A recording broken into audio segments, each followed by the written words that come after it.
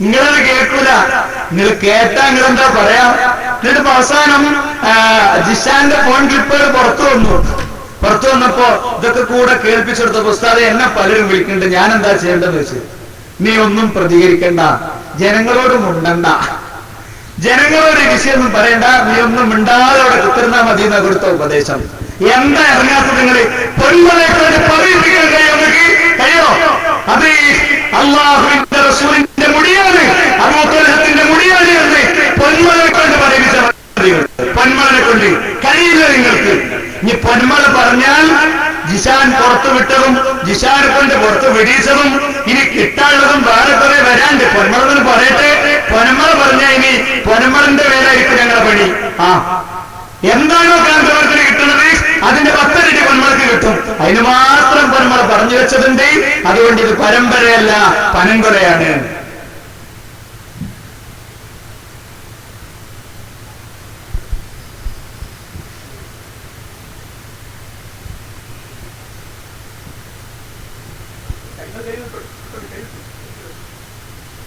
ഇപ്പൊ ഇവിടെ ഈ പരിപാടി നടത്താൻ ആവശ്യമായ ജിഷാൻ മാഹിയുടെ ഇപ്പോഴുണ്ടായ അദ്ദേഹം പുറത്തുവിട്ട ചില കാര്യങ്ങളൊക്കെയാണ് ഈ പരിപാടിക്ക് ആവശ്യം കൂട്ടിയത് എന്നാണ് ഞാൻ മനസ്സിലാക്കുന്നത്. എന്നാൽ ഇത്ര പോലും തൊട്ടതിലും ആരോടൊക്കെ മൂപ്പർ സംസാരിച്ചിട്ടുണ്ടോ അതൊക്കെ ക്ലിപ്പാക്കലാണ് മൂപ്പർ ജോലി. അത് നിങ്ങളുടെ പ്രസംഗത്തിൽ ഞാൻ കേട്ടു. എന്നാൽ ഈ ജാലിയൻവാലയുടെ അടുത്ത് പോയി സംസാരിച്ച അദ്ദേഹം ഒരുപാട് കാര്യങ്ങൾ ഇതിൽ പറയുന്നുണ്ടല്ലോ.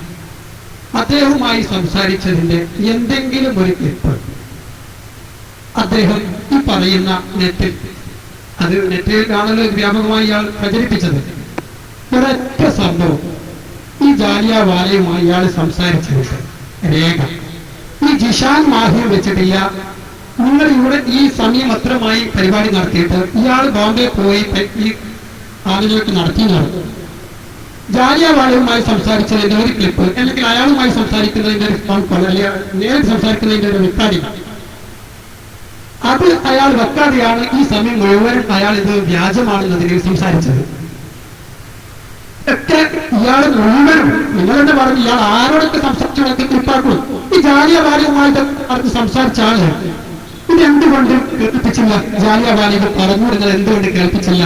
അതല്ല എന്റെ ഒന്നാമത്തെ ചോദ്യത്തിലേക്ക് കിടക്കുകയാണ്. ഫൈസൽ മുസ്ലിയാർ നേരത്തെ പറഞ്ഞു ഇവിടെ ഒരു വലിയൊരു തട്ടിപ്പൊളി കാണിച്ചു. കാരണം നമ്മുടെ റഹ്മത്തുള്ള കാസിനി മുടി സനദിട്ട് എന്ന് പറഞ്ഞ് മുടിയിട്ട് വെള്ളം കൊടുക്കുന്ന ഒരു രംഗം കാണിച്ചു.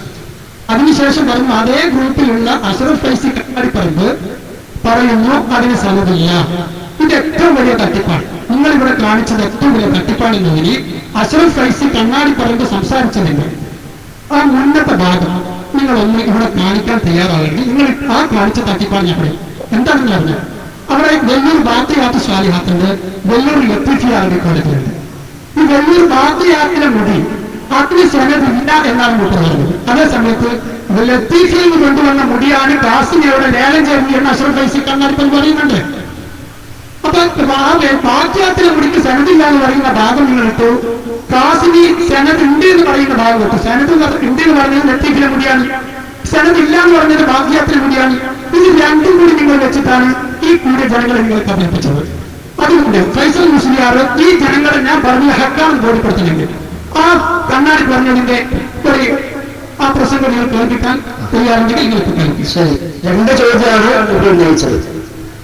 ഒന്ന്, ജിഷാൻ എല്ലാം ക്ലിപ്പാക്കിയെങ്കിൽ എന്തുകൊണ്ട് ജാലിയൻവാലയുമായുള്ള സംസാരം ക്ലിപ്പാക്കിയത് അല്ലെങ്കിൽ അത് പ്രദർശിപ്പിച്ചതാണ്?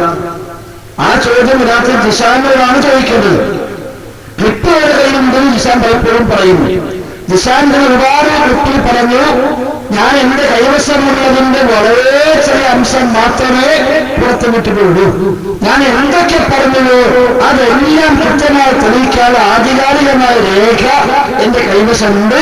ഓരോ നിമിഷം സമയമാകുമ്പോൾ ഞാൻ ഇങ്ങനെ പറയും എന്നോർമ്മ അതിലുപരി ജിഷാൻ ആ പറയുന്നത് ഇങ്ങനെ ബാക്കിയോട് ചോദിക്കാതെ അതിന് കൊണ്ടുപോകും. അതിൽ എന്തെങ്കിലും ഒരു വരി ജിഷാൻ കളവ് പറയുന്നു എന്ന് വല്ലവർക്ക് തോന്നുന്നുണ്ടെങ്കിൽ ഇൻഷാ അല്ലാഹ് നമുക്ക് ഒക്കെ ചർച്ച ചെയ്യാം. ഇൻഷാ അല്ലാഹ് എല്ലാത്തിനും എല്ലാ കാര്യത്തിനും വ്യക്തവും ആധികാരികവുമായിട്ട് എന്റെ വായുവിന്റെ ഏതൊരു വാക്കി ഞാനിവിടെ ഉച്ചരിച്ചിട്ടുണ്ടോ എഴുതിയിട്ടുണ്ടോ അള്ളാഹുവിന്റെ അനുഗ്രഹമുണ്ട്. അള്ളാഹ് അതിന്റെ തൗഫീഖുണ്ട്, അതൊക്കെ ഇവിടെ സമർത്ഥിക്കും. അത് ഗണ്ണിക്കാൻ കല്യാണമുള്ളവരെ വല്ലവരുണ്ടെങ്കിൽ പുറത്തു വരട്ടെ, നാളെ ആളുകളൊന്നും പുറത്തു വരട്ടെ. നിശാൻ മുനാഫിക്കാണെന്നും നിശാൻ കഠിന ശത്രുവാണെന്നൊക്കെ പറയുന്ന ആളുകളൊക്കെ ഉണ്ടെങ്കിൽ പുറത്തു വന്നെന്ന് പറയും. അപ്പൊ ഞാൻ ബാക്കി പറഞ്ഞുതരാം. ഇപ്പൊ കൂടുതൽ എന്നെ കൊണ്ട് പറയിപ്പിക്കരുത്.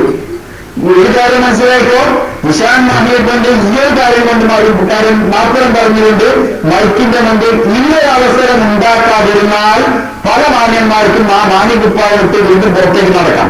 അല്ലെങ്കിൽ ഈ മാന്യകുപ്പായം കേരളത്തിലെ പൊതുസമൂഹം വിലയിരുത്തുമെന്നും അവരൊക്കെ മണ്ണുറപ്പുകളല്ല, അവരൊക്കെ ചെറുതായിട്ട് നിന്നവരല്ല, അവർ ചേർന്ന് നിന്ന ആളുകളാണെന്ന് മനസ്സിലാക്കിയാൽ ഇത്തരം ആളുകൾക്ക് നന്നായിരിക്കും.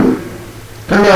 അപ്പൊ ഇത് നൗഷാദിനെതിരെ പറഞ്ഞത് ജിഷാൻ മുനാഫിക്കാണ് എന്ന് നെറ്റിന് പ്രഖ്യാപിച്ചാല് നൗഷാദിനെയാണ്. അപ്പൊ ജിഷാൻ നൗഷാദാണ് മുനാഫിക്ക്, ഞാനല്ല. ഒക്കെ മണിക്കും ഇപ്പൊ എല്ലാ ഗ്രൂപ്പുകളുണ്ട്. നൗഷാദാണ് മുനാഫിക്കെന്ന് ജിഷാൻ, ജിഷാനാണ് മുനാഫിക്കെന്ന് നൗഷാദ്.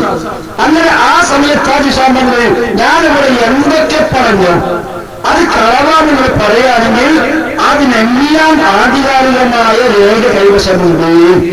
അതിനും പുറത്തുവിട്ടതെന്ന് കിട്ടി. ഇനി പുറത്തുവിടാത്ത 90% ബാക്കിയുണ്ട്.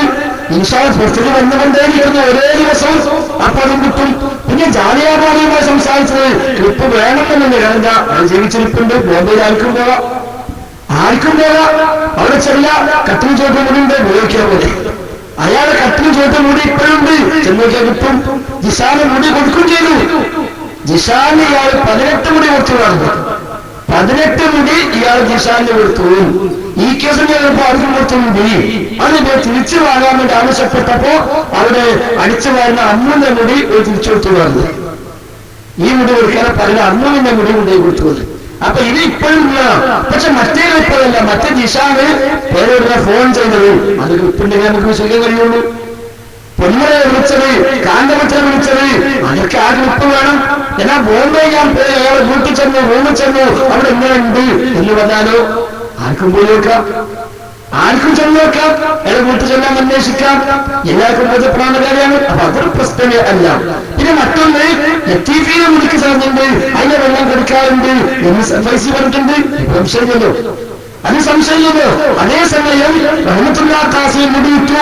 ഇത് യഥാർത്ഥത്തിൽ ഇവിടെ ആദ്യം ഈശോയ്ക്ക് പേരോടാം, ഈ പേനോടാണ് റഹ്മത്തുള്ളാഹി ഖാസിമിന് മുടിവെള്ളം വെക്കുന്ന ക്ലിപ്പിട്ടിട്ട് ഈ വിവാദം വന്നത് പേരോട് വെല്ലുവിളിച്ചു. ഇതിന് സ്ഥലങ്ങൾ കാണിക്കണം, സ്ഥലങ്ങളിലെ മുടിയാണല്ലേ പറഞ്ഞത്, സ്ഥലങ്ങളിലെ വെള്ളം അല്ലേ പറഞ്ഞത്, അതുകൊണ്ട് ഇതിന് സ്ഥലങ്ങൾ കാണിക്കണം എന്ന് പേരോട് മുസ്ലിം വെല്ലുവിളിക്കാൻ തുടങ്ങി.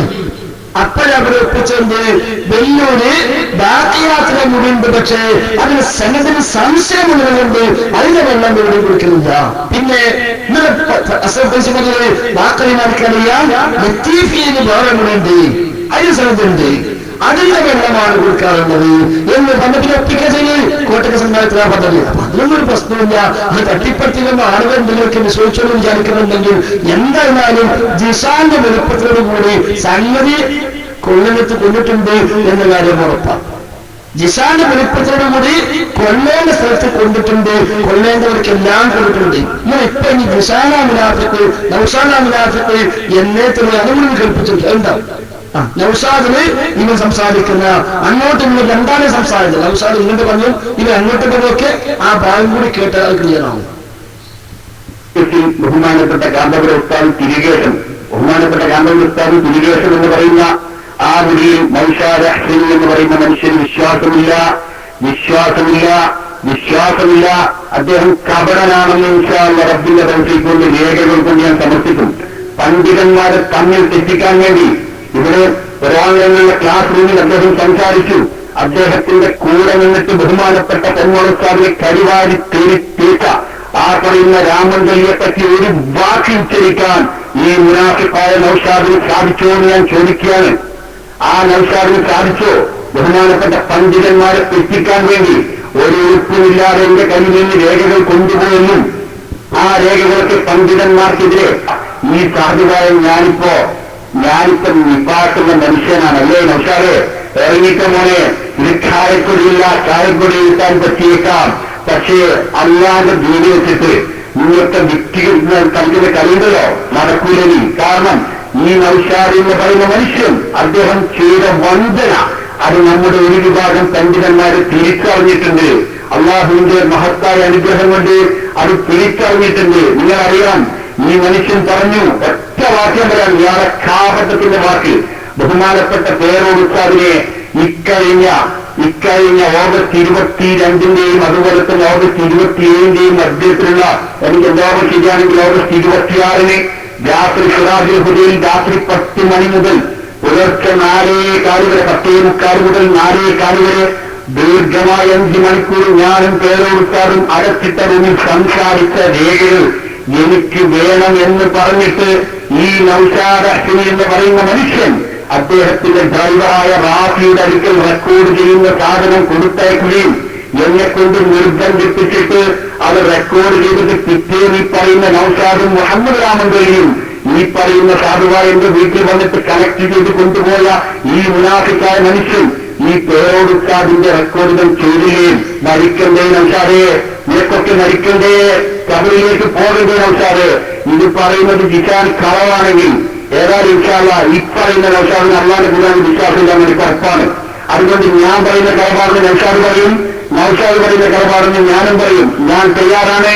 ഒരു പോളിഗ്രാഫ് ടെസ്റ്റിന്, ഒരു കളവ് പരിശോധന ടെസ്റ്റിന് ഈ പറയുന്ന നൗഷാദും മുഹമ്മദ് രാമന്റെയും തയ്യാറുണ്ടെങ്കിൽ ആൺകുട്ടികളാണ് ഇത് പുറത്തുക. ഈ രേഖകൾ മുഴുവനും SSFർക്ക് കൈമാറിയത് മുഹമ്മദ് രാമന്തലി എന്ന് പറയുന്ന വഞ്ചകൻ ഈ പറയുന്ന നൗഷാദിന്റെ സമ്മതത്തോടു കൂടിയാണെന്ന് റബ്ബിന്റെ തൗഫീഖ് കൊണ്ട് ഞാൻ തെളിയിക്കും. തയ്യാറുണ്ടെങ്കിൽ നൗഷാദ് ഒരുമിക്കോ? അതുകൊണ്ട് ശാസ്ത്രീയപരമായ ടെസ്റ്റുകൾക്ക് തയ്യാറുണ്ടോ? വേറെ സാക്ഷിയൊന്നുമില്ലല്ലോ. അള്ളാഹ് നിങ്ങൾക്ക് വിശ്വാസമില്ല.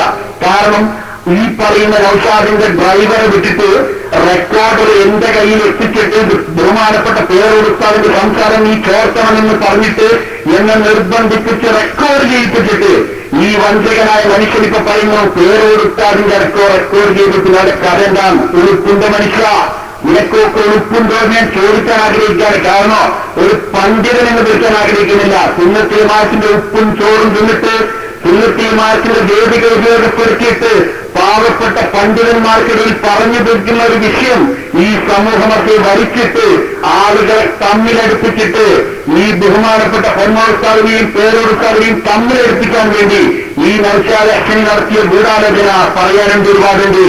ഈ കഴിഞ്ഞ റമദാനോടനുബന്ധിച്ച് ബഹുമാനപ്പെട്ട പൊന്മോസ്താവിന്റെ വീട്ടിൽ ഈ പറയുന്ന നൗഷാദ് 1.5 മണിക്കൂർ സംസാരിച്ചിട്ടുണ്ട്. അടച്ചിട്ട റൂമിൽ സംസാരിച്ചിട്ടുണ്ട്. ഞാൻ 1000 കുതിരശക്തിയോടെ പറയുന്നു, ബഹുമാനപ്പെട്ട പൊന്മോസ്താദിനെ ചതിച്ചിട്ട് നൗഷാദ് അഹ്സനി എന്ന് പറയുന്ന ഈ മനുഷ്യൻ ബഹുമാനപ്പെട്ട പൊന്മോസ്താദിന്റെ 1.5 മണിക്കൂർ ക്ലിപ്പ് അവരെ റെക്കോർഡ് ചെയ്തിട്ടുണ്ട്. നിഷേധിക്കാൻ തയ്യാറുണ്ടോ നൗഷാദ്? ഇറങ്ങിക്കോ, നമുക്ക് ടെസ്റ്റ് നടത്താം. ഏത് ഹോസ്പിറ്റലിൽ നമുക്ക് പോവാം. വെല്ലുവിളിയ ധൈര്യം ഉണ്ടെങ്കിൽ ഇപ്പൊ ഇല്ലാന്ന് പറഞ്ഞിട്ട് വെറുതെ മുജാഹിദീങ്ങൾ പറ്റിക്കുന്നത് പോലെ അല്ലെങ്കിൽ സാധാരണക്കാരെ പറ്റിക്കുന്നത് പോലെ ഇങ്ങനെ പറഞ്ഞു നടക്കണ്ട. എനിക്ക് കണ്ടോ? അപ്പൊ നൗഷാദും ജിഷാൻ നമ്മൾ സംസാരത്തത്. അപ്പൊ ജിഷാൻ ഒരു കറമാണ് വെല്ലുവിളിച്ചോര്. ഇനി ഒന്ന് ജിഷാനെ വിളിച്ചാൽ പിന്നെ എന്താണല്ലേ, ഇവിടെ മാഹിയിലല്ലേ, ഒന്ന് ചെന്നാ പോലെ കുഴപ്പമുണ്ട്, അത്ര ആവശ്യമുള്ളൂ. അപ്പൊ അതുകൊണ്ട് രണ്ടും ക്ലിയറാണ്. അത് കേൾക്കി വിളിക്കുന്നത് ചെറുതാക്കി മുടി കുടിച്ച വെള്ളത്തിന് ആവശ്യം കേൾക്കാനെങ്കിലും വേണ്ടേ. അപ്പൊ ഏതായാലും റഹ്മത്തുള്ളാഹി ഖാസിമി വെള്ളം വിറ്റ ക്ലിപ്പിട്ട് പേരോട് വെല്ലുവിളിച്ചു, ഇതിന് സനത് കാണിക്കണം എന്ന് പറഞ്ഞിട്ട്. അപ്പോഴും വിവാദം ഉണ്ടായതല്ലേ. റഹ്മത്തുള്ളാഹി ഖാസിമി വിറ്റപ്പം എന്താ പറഞ്ഞത്? വെല്ലുവിളി പറഞ്ഞ മുടിയാണ്, സനദിന്റെ മുടിയാണ്, റഹ്മത്തുള്ളാഹി വെറുതെ പറയുന്നതാണ്. അത് എത്തിഫിയാണോ നാട്ടിയാത്താണോ അത് പറഞ്ഞിട്ടില്ല. ഇനി വേണ്ട എത്തിഫിയ ഉദ്ദേശിച്ചെങ്കിലോ എന്റെ സനദിലൂടെയോ പേരോട് വെല്ലുവിളിച്ചപ്പോ പേരോട് ക്ലിപ്പിട്ട് വെല്ലുവിളിച്ചു. റഹ്മത്തുള്ളാഹി വ്യക്തികൾ കോഴിക്കോട് എവിടെ സനദ് കാണിക്കണം എന്നുള്ള റഹ്മത്തുള്ളാഹി ഖാസിമിയെ പേരോട് വെല്ലുവിളിച്ചു. ആ സനദ് കാണിച്ചോ? ഇല്ലല്ലോ. അപ്പൊ തൽക്കാലം രക്ഷപ്പെടാൻ എന്താ പറഞ്ഞു? ബാക്കിയാത്ര കുടിക്ക് സനദ് സംശയം വേണ്ട, ആ വെള്ളം കുടിക്കണില്ല, ലത്തീഫിയ വെള്ളം കൊടുക്കരുത്. എന്നാ വേണ്ട ലത്തീഫിയ വെള്ളത്തിന് സനദ് കൊടുത്തോളൂ, അതും കൊടുത്തിരുന്നല്ലോ. അപ്പൊ സംഗതി എല്ലാം കച്ചവടക്കാർ തമ്മിലുള്ള ചില മത്സരങ്ങളാണ് എന്ന് നമുക്കത് മനസ്സിലാവുന്നു. ചോദിക്കും. ഒരു വലിയ വിഷയമാകുമ്പോ ഒരുപാട് ചോദ്യങ്ങൾ നിങ്ങളുടെ വിഷയബോധനത്തിലുണ്ട്, താമസനായിക വിഷയബോധനത്തിലുണ്ട്. നിങ്ങൾ വിശദീകരണം ഒരുപാട് ഞാൻ ചോദിക്കാത്ത ഭാഗങ്ങൾ ഇങ്ങനെ 8 സമയങ്ങൾ ഇങ്ങനെ ആവശ്യമുണ്ട്. അതുകൊണ്ടാണ് നമ്മൾ നേരത്തെ പറഞ്ഞു, ചോദ്യകർത്താവ് മാത്രമേ കൂടെ എല്ലാവർക്കും സംഗതി ക്ലിയറാകണം. ഇങ്ങനെ ചോദിക്കുന്ന 3 ലക്ഷം പേരുണ്ടാവും. പക്ഷെ ഞങ്ങൾക്ക് പേര് സംഘടിപ്പിച്ച് ലക്ഷ്യമുണ്ട്. ആ ലക്ഷം നടക്കണമല്ലോ. അല്ലെന്നല്ല ഒരു കാര്യം ഈ സദസ്സിനെ സാക്ഷ്യപ്പെടുത്തി പറയാൻ സാധിച്ചു. നിങ്ങൾ ഈ കാണിച്ചത് അത് തട്ടിപ്പാണ് എന്ന് നിങ്ങൾ തന്നെ സമ്മതിച്ചു. ഒന്ന്, നേരത്തെ നിങ്ങൾ വിഷയങ്ങൾ നടത്തിയപ്പോൾ ഒരു പരാമർശം നിങ്ങൾ നടത്തിയോ? അദ്ദേഹം സനദില്ല എന്ന് പറഞ്ഞത് ലത്തീഫിയിലെ ബാക്കിയാത്തിനെ മുടിനെ കുറിച്ചാണ്. അതേസമയത്ത് കാസിമി പറഞ്ഞത് ലത്തീഫിയുടെ മുടിയെ സംബന്ധിച്ചാണ് സനദ് ഉണ്ട് എന്ന് പറഞ്ഞത് എന്നുള്ള ഒരു അവതരണം നിങ്ങൾ പറയാതെ ഈ ജനങ്ങളെ മുഴുവൻ നിങ്ങൾ കബളിപ്പിച്ചു. ലത്തീഫിയുടെ മുടിയുടെ വെള്ളാണ് ഇതെന്ന് കാസിമി എവിടെ പറഞ്ഞത്? അതെവിടെ പറഞ്ഞത്? അതെ, കാസിമി പറഞ്ഞോ ഇല്ലെന്നുള്ളതല്ല, അത് പറയണം. ലത്തീഫിയുടെ മുടിയുടെ വെള്ളമാണ് ഇതിന് കാസിമി പറഞ്ഞിട്ടുണ്ടെങ്കിൽ നമ്മൾ കാണിക്കാൻ പറ്റും. എവിടെയായി വിഷയം വരുന്നത്? കാസിമി പറഞ്ഞു ഈ വെള്ളത്തിന് സനതുണ്ട്, ഈ വെള്ളത്തിന് സനതുണ്ട് പറഞ്ഞപ്പോ ഈ കൂടി ആളുകളെ കാസിമി പറഞ്ഞത് തെറ്റാണെന്ന് ബോധ്യപ്പെടുത്താൻ തെറ്റാണെന്ന് ബോധ്യപ്പെടുത്താൻ നിങ്ങളാണ് കീഴ്പ്പെട്ടത്. കാസിമി പറഞ്ഞത് തെറ്റാണ് എന്ന് ബോധ്യപ്പെടുത്താൻ നിങ്ങളാണ് സനദിട്ടത്. ആയത് അഷ്റഫ് ഫൈസി കണ്ണാടി പറഞ്ഞത്. അത് പറഞ്ഞത് തട്ടിപ്പാണെന്നാണ് ഞാൻ പറഞ്ഞത്. അഷ്റഫ് ഫൈസി കണ്ണാടി പറമ്പിന്റെ ക്ലിപ്പിട്ടത് ഈ ജനങ്ങളെ കുട്ടികളാക്കാനാണ് എന്നാണ്. അതേസമയം അത് നിങ്ങൾ സമ്മതിച്ചോ? ഇല്ല, നിങ്ങൾ അല്ലെങ്കിൽ കാശി പറഞ്ഞു കാണിക്കാൻ പറ്റുമോ? ലത്തീഫിയിലെ വെള്ളമാണ് കൊണ്ടുവന്നത് എന്ന് കാശി പറഞ്ഞിട്ടുണ്ടോ? അതെ, ഉണ്ടെങ്കിലാണ് തട്ടി പറഞ്ഞത്. സുന്നികൾ തമ്മിൽ പറഞ്ഞത് വൈരുദ്ധ്യമായിട്ടാണ് നിങ്ങളിത് കാണിച്ചത്. അതേ 100% വൈരുദ്ധ്യമാണ്. സമയങ്ങളിൽ ചോദ്യം ചോദിക്കും. അതെ, വൈരുദ്ധ്യമാകുന്നവിടെയാ കാസിമി പറഞ്ഞതിനെ എതിർക്കുന്നു കണ്ണാടി പറമ്പ്. എന്ത്? ആ വെള്ളത്തിന് സനദില്ല. അപ്പൊ മൂപ്പർ പറഞ്ഞ് സനദില്ല എന്ന് പറഞ്ഞത് ലത്തീഫിൽ പിന്നെ ബാക്കിയാത്തിനെ മുടിയെ പറ്റിയാണ്. അത് ആര് പറഞ്ഞു? കാശി പറഞ്ഞിട്ടുണ്ടല്ലോ. എന്നല്ല, അഷ്റഫ് ഫൈസി കണ്ണാടി പറമ്പ് പറഞ്ഞതാണ്. നിങ്ങൾ സുഹൃത്തുക്കൾ നിങ്ങളെ വ്യാഖ്യാനല്ലേ? നിങ്ങളെ അല്ലെങ്കിൽ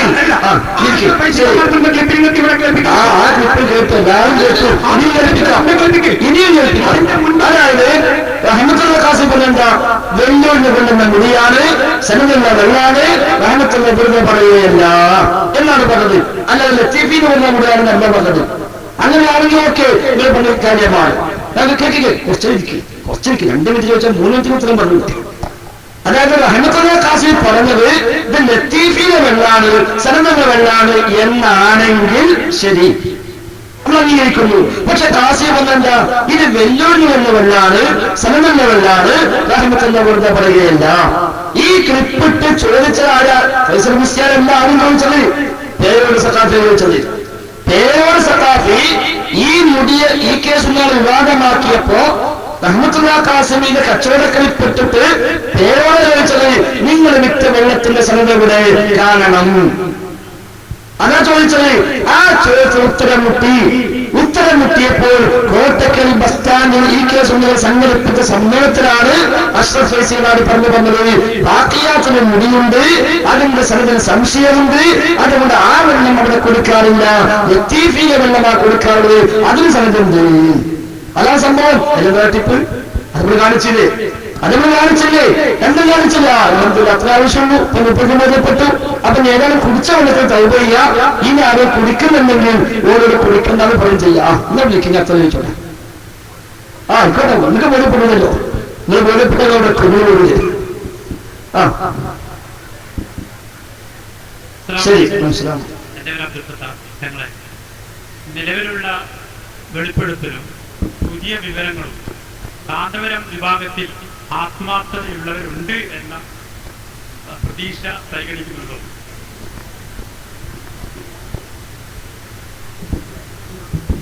നിലവിലുള്ള വെളിപ്പെടുത്തലിന്റെ അടിസ്ഥാനത്തിൽ കാന്തപുരം വിഭാഗത്തിൽ ആത്മാർത്ഥതയുള്ളവരുണ്ട് എന്ന് ഞങ്ങൾ വിശ്വസിക്കണമെന്നാണ്. നമ്മൾ ആരെയും മനസ്സും ഹൃദയമൊന്നും മാന്തി നോക്കിയിട്ടില്ല. അതുകൊണ്ട് മൊത്തത്തിൽ ആത്മാർത്ഥതയുള്ള ഒരാളും അപ്പുറത്തില്ല എന്ന് പറയാൻ നമ്മൾ ആളുകളല്ല. കാരണം നമ്മളൊക്കെ ഏത് വിഷയത്തിലും പിന്നെ നിലപാട് സ്വീകരിക്കൽ ഹദീസിന്റെയും ഖുർആന്റെയും അടിസ്ഥാനത്തിലാണ്. അള്ളാഹുവിന്റെ റസൂൽ ഉസാമത്ത് ബിൻ സയ്യിദിനെ വിളിച്ച് പറഞ്ഞത് ആരെയും ഹൃദയം മാന്തി നോക്കണ്ടെന്ന്. പക്ഷേ നിലവിലുള്ള വെളിപ്പെടുത്തലുകൾ അങ്ങനെ ഒരു ആത്മാർത്ഥത്തിന്റെ അടിസ്ഥാനത്തിലുള്ള വെളിപ്പെടുത്തലാണെന്ന് പൂർണ്ണമായി പറയാൻ പറ്റൂല. ഇവിടെ ജിഷാൻ മാഹിയുടെ പിന്നെ ക്ലിപ്പിന്റെ പിന്നെ എന്താ പറയാ, ബോംബെയില് അയാള് ഹിന്ദിയിൽ സംസാരിച്ചത് ഉറുദുവിൽ സംസാരിച്ചത് കെട്ടെടുക്കണമെന്ന് പറഞ്ഞു നമ്മുടെ സുഹൃത്ത് അല്ലേ? യഥാർത്ഥത്തിൽ ജിഷാൻ മാഹി ഇത് മുജാഹിദീങ്ങളെ കയ്യിൽ തരാൻ വേണ്ടി റെക്കോർഡ് ചെയ്തതല്ല. അതാ പറഞ്ഞത്, അത്ര ആത്മാർത്ഥമായിട്ട് ചെയ്തതല്ല. നേരെ മറിച്ച് അയാൾക്ക് സംശയം കുടുങ്ങി. അയാൾ പണ്ട് എങ്ങനെയായിരുന്നു അല്ലേ? അയാൾ ഈ മുടിയോട് ഉള്ള ലൈൻ എന്തായിരുന്നു അദ്ദേഹം പറയുന്നുണ്ട്. പണ്ട് ഈ മുടി ഈ വെള്ളം എങ്ങനെയാണ് അയാൾ കൈകാര്യം ചെയ്തിരുന്നത്? മർക്കസ് ഒന്ന് ചാടിയ ടീമിൽ ജിഷാനും ഉണ്ടായിരുന്നു. 1.5 മീറ്റർ ഉയർത്തി ചാടിയല്ലോ ഉസ്താദ് സ്ഥാനത്ത് വായിച്ചപ്പോ ആ കൂട്ടത്തിൽ ഇയാൾ ഉണ്ടായിട്ടുണ്ട്. അന്ന് ആ കുപ്പി കൊണ്ടുപോയി ആ വെള്ളത്തിൽ എന്ത് ലൈനാണ് അയാൾ സ്വീകരിച്ചതെന്നാണ് പറയുന്നത്. അത് ആദ്യത കേൾക്കി. ബഹുമാനപ്പെട്ട കാന്തപുരം ഉസ്താദ് മർക്കസിലൂടെ എല്ലാ റബീഉൽ അവ്വൽ ആദ്യ തിങ്കളാഴ്ചയും മാസം ആദ്യത്തെ തിങ്കളാഴ്ചയും പിന്നെ അവിടെ വെച്ച് ഷേർ മുബാറക്ക് മുഖ്യ വെള്ളം കൊടുക്കുക എന്ന പേരിൽ വെള്ളം കൊടുത്തപ്പോ ആ വെള്ളം ഇരു കൈകൾ കൊണ്ടും സന്തോഷപൂർവ്വം സ്വീകരിക്കുകയും അത് ഞാൻ ജോലി ചെയ്യുന്ന സ്ഥലത്ത്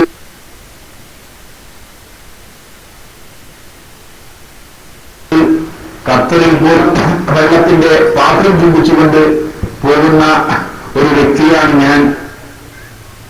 ആരാധി ടീം ഇവിടെ ഉണ്ടാവും. ചിലപ്പോ ഈ പറയുന്ന ആൾക്കാരെ കയ്യിൽ പെട്ടതേക്കണം. കൂട്ടരെ ഇസ്തിഗ്ഫാർ നടത്തിക്കളി. കുല്ലു ഹിസ്ബിൻ ബിമാ ലദൈഹിം ഫരിഹൂൻ. എല്ലാവരും അവനാന്റെ അടുത്തുള്ളതുകൊണ്ട് അവകാശപ്പെടുകയാണ് അല്ലേ? ഒരിക്കലും SSFന്റെ പതാകയും പിടിച്ച് കൊടിയും പിടിച്ച് സഹോദര നാളെ പരലോകത്ത് വിചാരണയ്ക്ക് ചെല്ലാൻ കഴിയില്ല. അള്ളാഹുവിന്റെ ഖുർആൻ പറഞ്ഞത് നിങ്ങളെല്ലാവരും ഒറ്റക്കൊറ്റക്ക് വരേണ്ടി വരുമെന്നാണത് മറക്കണ്ട. നമ്മൾ നമ്മുടെ ഖബറിലേക്ക് ഇത്തിരി പോകുന്ന ചാലിലേക്ക് 3 കഷ്ണം തുണിയിൽ 2 ഭാഗത്തും കെട്ടി അങ്ങോട്ട് വെക്കുന്നതോടുകൂടെ കോടിക്കണക്കിന് തൊഴുകിയെത്തുന്ന പുഴുക്കൾ അരിച്ചു തീർന്നിരുന്നെങ്കിൽ നമുക്ക് ഈ ചർച്ചന്റെ ആവശ്യമുണ്ടായിരുന്നില്ല. സഹോദരങ്ങളെ, ഒരു മുസ്ലിയാരും കൂട്ടരും ഈ പണിയും കൊണ്ട് നടക്കുമ്പോ അവരുടെ നേതൃത്വത്തിലും നേതൃത്വം ഇതിൽ ഒരാത്മാർത്ഥതയില്ല എന്നുള്ളത് സത്യം. കാരണം എന്താ അറിയോ? എല്ലാവർക്കും അറിയാം. ആർക്കൊക്കെ അറിയാം? എല്ലാവർക്കും അറിയാം. പൊന്മളക്കറിയാം, വഹാബ് സഖാഫിക്കറിയാം, എല്ലാവർക്കും അറിയാം. 1-2 കൊടുക്കും. എല്ലാ ആളുകൾക്കും അറിയാം ഇത് കള്ളത്തരാണ്. ഈ ജിഷാൻ ഇത് ഓരോന്നും കൃത്യമായി വിളിച്ച് സംസാരിച്ച് ബോധ്യപ്പെടുത്തിയിട്ടുണ്ട്. ഏലംകുളം സഖാഫി, നെല്ലിക്കുത്ത് ഇസ്മായിൽ മുസ്ലിയാര്, പൊന്നാര മരുമോന് അല്ലെ, വഹാബ് സഖാഫി എല്ലാവർക്കും അറിയാം ഇതിനെ സംബന്ധിച്ച്. കേൾക്കും.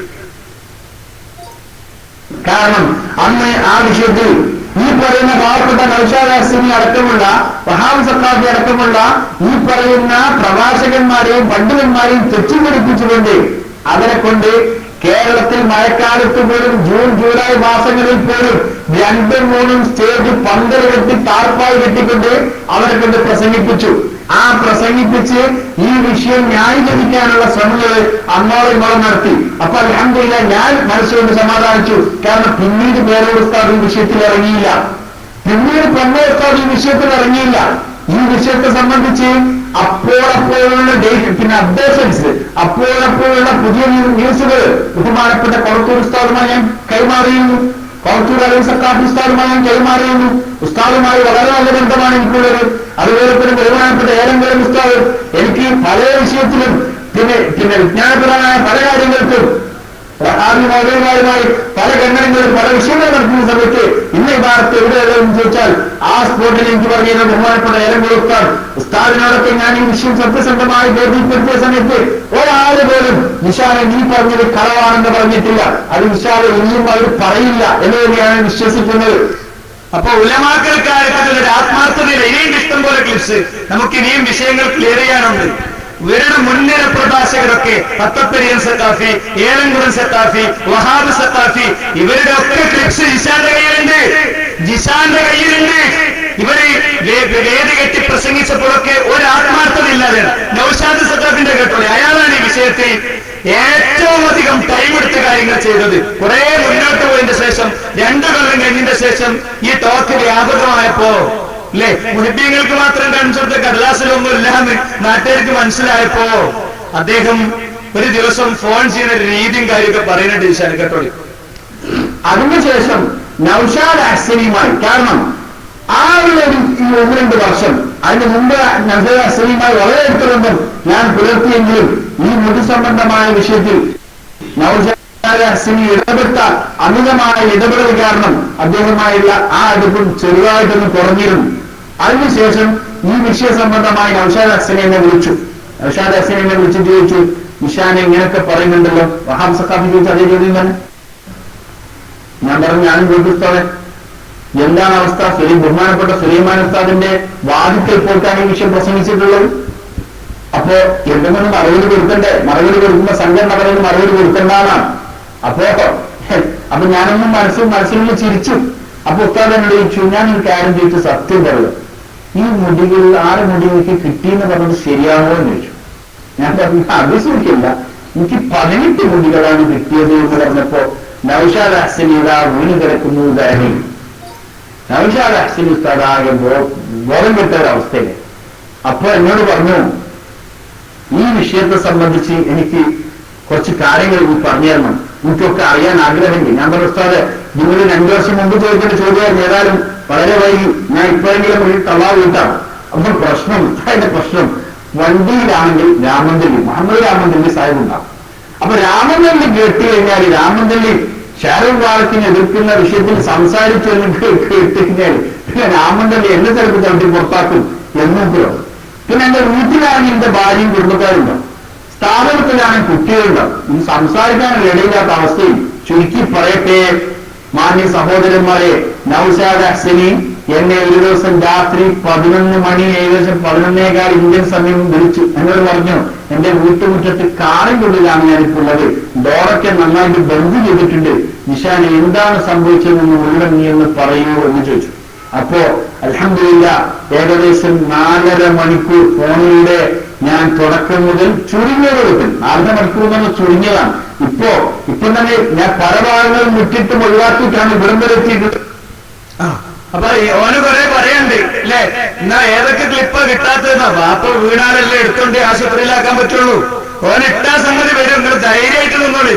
ഞങ്ങളുടെ വിഷയം വിടുന്നില്ല.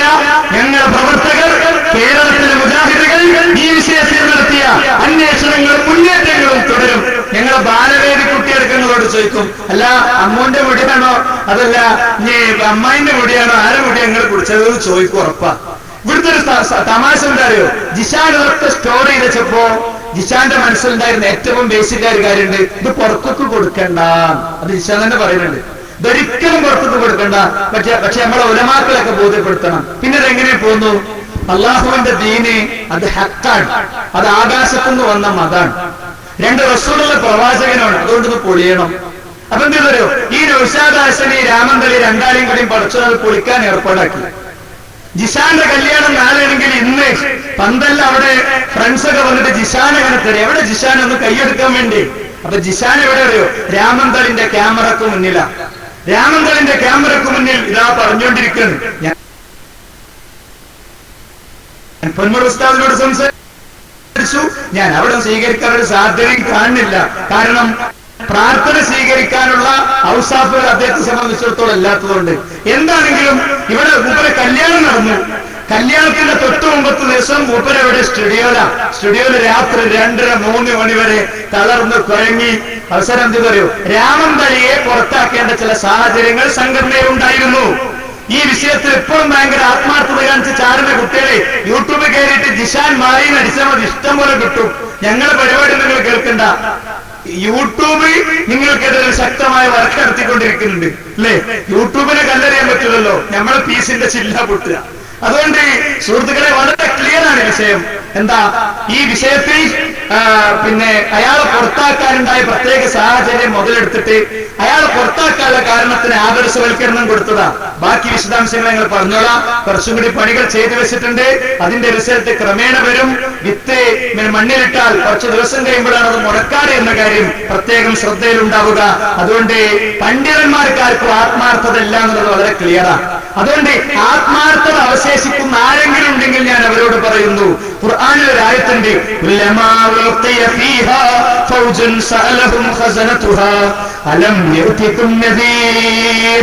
നരകത്തിലേക്ക് തള്ളിയിടുന്നതിന്റെ മുമ്പ് നരകത്തെ കാക്കുന്ന മലക്കുകൾ അവരോട് ചോദിക്കുന്നുണ്ട്, നിങ്ങൾക്ക് മുന്നറിയിപ്പുകാരി വന്നിട്ടില്ലേ? അപ്പൊ പറഞ്ഞെന്തറിയോ? കാലു ബല വന്നിട്ടുണ്ട്, അത് ജാനീർ മുന്നറിയിപ്പുകാരി വന്നിട്ടുണ്ട്. ഞങ്ങൾ അവരെ കളവാക്കി.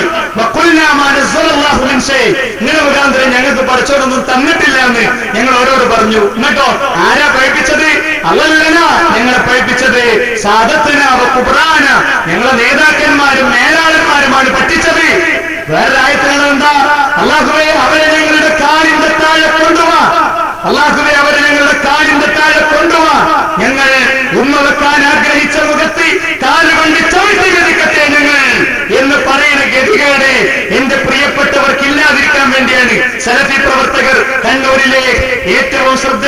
കുട്ടികളെത്തി പ്രോഗ്രാം ഓർഗനൈസ് ചെയ്തിട്ടുള്ളത്. അതുകൊണ്ട് ഇത് റബ്ബ് പുറത്തേക്ക് കൊണ്ടുവന്നതാണ്. ഓട്ടക്കലോതി ആയത്തിനെ കുറിച്ച് ഉസ്താദുമാർ ഇതേപോലെ സംസാരിച്ചിട്ടുണ്ട്. ക്ലിപ്പുകളൊന്നും പുറത്തു വന്നിട്ടില്ല. റബ്ബ് അതിന്റെ ക്ലിപ്പുകൾ പരലോകത്ത് പുറത്തു കൊണ്ടുവരും, പരലോകത്ത് പുറത്തു കൊണ്ടുവരും. ഓരോ സംവാദങ്ങളിൽ നടത്തുന്ന തട്ടിപ്പുകളെ കുറിച്ച് സംവാദം കഴിഞ്ഞ് പലരും പല ഭാഗങ്ങളിലേക്ക് അവരുടെ വാഹനത്തിൽ പോകുമ്പോൾ അവർ നടത്തുന്ന ഫോൺ സംഭാഷണങ്ങൾ ചെയ്തത് മുഴുവൻ ഹാജരാക്കുന്ന ഒരു ദിവസമുണ്ട്. അന്ന് സുഹൃത്തുക്കളെ റസൂലുള്ളാഹി അല്ലാഹുവിനെ അനുസരിച്ചിരുന്നെങ്കിൽ എന്ന് അന്ന് പറയേണ്ടുന്ന ഒരു ഗതിയില്ലാതിരിക്കണമെങ്കിൽ മക്കയിലെ മുശ്രിക്ക് പറഞ്ഞത് നമ്മൾ പറയരുത്. മക്കയിലെ മുശ്രിക്ക് എന്താ പറഞ്ഞത്?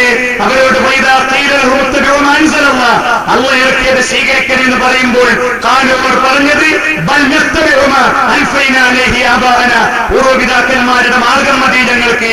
ഇവിടുത്തെ ജുമാഅത്ത് പള്ളി രംഗണത്തിൽ കിടക്കുന്ന പാപ്പ ഉത്താരാത്തി ബോധിയിട്ടുണ്ട്, അതുകൊണ്ട് അങ്ങനെ ഞാൻ പോകുള്ളൂ എന്ന് പറയുന്നത് സ്വഹാബത്തിന്റെ റൂട്ടല്ല എന്നത് കൂടി എന്റെ സുഹൃത്തുക്കൾ മനസ്സിലാക്കണമെന്ന് ഉണർത്തുകയാണ്.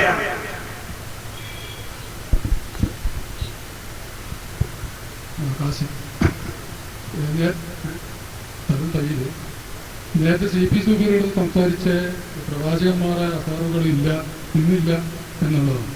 അപ്പോൾ ഖുർആൻ അല്ലാഹു പറഞ്ഞു മക്കാം ഇബ്രാഹിം മുസല്ല, ഇബ്രാഹിം മക്കാം സ്ഥലമാക്കണം. അപ്പോൾ ഇന്ന് സൗദി അറേബ്യയിൽ അത് റാസിന്റെ വീട്ടിലാക്കിയിട്ട് ഇബ്രാഹിം തിരിച്ചപ്പിയ കല്ല് അവിടെ ഇന്നും നമ്മൾ അവിടെ പ്രാർത്ഥന സ്ഥലമാക്കാൻ വേണ്ടിയിട്ട് അല്ലാഹു പറഞ്ഞിട്ടുണ്ട്. അത് പ്രവാചകന്റെ അസാറ് പെടൂല എന്നാണ് എനിക്ക് ചോദിക്കാനുള്ളത്.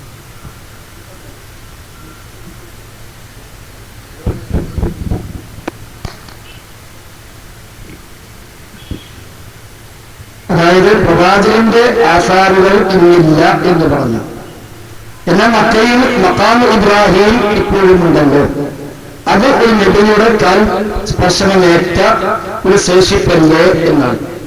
ഇവിടെ പ്രവാചക ശേഷിപ്പുകൾ ഇല്ല എന്ന് പറഞ്ഞതിൽ ഉദ്ദേശിച്ചത് പ്രവാചകന്റെ ശരീരത്തിന്റെ ഭാഗമായി സ്വഹാബത്ത് ഉപയോഗപ്പെടുത്തിയ മുടി, നബിയുടെ വസ്ത്രം, നബിയുടെ കുപ്പായം, നബിയുടെ വടി തുടങ്ങിയ കാര്യങ്ങളെ പറ്റിയാണ്. അല്ലാതെ നബി സ്പർശിച്ച ഒന്നും ലോകത്തില്ല എന്നോ നബിയുടെ ഒരു ശേഷിപ്പും ലോകത്തില്ല എന്നോ അല്ല. അത് വിശുദ്ധ ഖുർആൻ പ്രവാചകൻ നമുക്ക് ഏൽപ്പിച്ചു തന്ന ഒരു ശേഷിപ്പ് തന്നെയാണ്. വിശുദ്ധ ഖുർആൻ റസൂല് ഈ ഉമ്മത്തിന് ഏൽപ്പിച്ചു തന്ന ശേഷിപ്പാണ് അതിവിടെയുണ്ട്. അതേപോലെ പല പ്രവാചകന്മാരെയും ജീവിതവുമായി ബന്ധപ്പെട്ട പലതും ലോകത്തുണ്ട്. മഖാം ഇബ്രാഹിം ഇസ്ലാം ചവിട്ടിയ കല്ലാണ്, അത് സംരക്ഷിക്കപ്പെട്ടിട്ടുണ്ട്. അതേസമയം റസൂലുള്ളാഹി തങ്ങളുടെ ശരീരത്തിന്റെ ശേഷിപ്പ് എന്ന് പറഞ്ഞുകൊണ്ട് കൊണ്ടുനടക്കുന്ന മുടി, അതേപോലെ നബിയുടെ താടി ലോകത്ത് പലയിടത്തും ഉണ്ട്. നബിയുടെ താടി എന്ന് പറഞ്ഞുകൊണ്ട് ഒരു സ്ഥലത്തും കാണാൻ കഴിയും. നബിയുടെ പുതപ്പ് ഇത്ര സ്ഥലത്ത് ഈ ഖസ്റജിയുടെ മ്യൂസിയം തന്നെ നമുക്ക് നിത്യഗീത കാണാൻ പറ്റും. ഖസ്റജിയുടെ മ്യൂസിയം, അതിൽ നബിയുടെ പുതപ്പുണ്ട്, നബിയുടെ ചെരുപ്പുണ്ട്, നബിയുടെ വടിയുണ്ട്, ഫാത്തിമാ ബീവിന്റെ ചെരുപ്പുണ്ട്, ആയിഷാ ബീവിയുടെ മോതിരമുണ്ട്.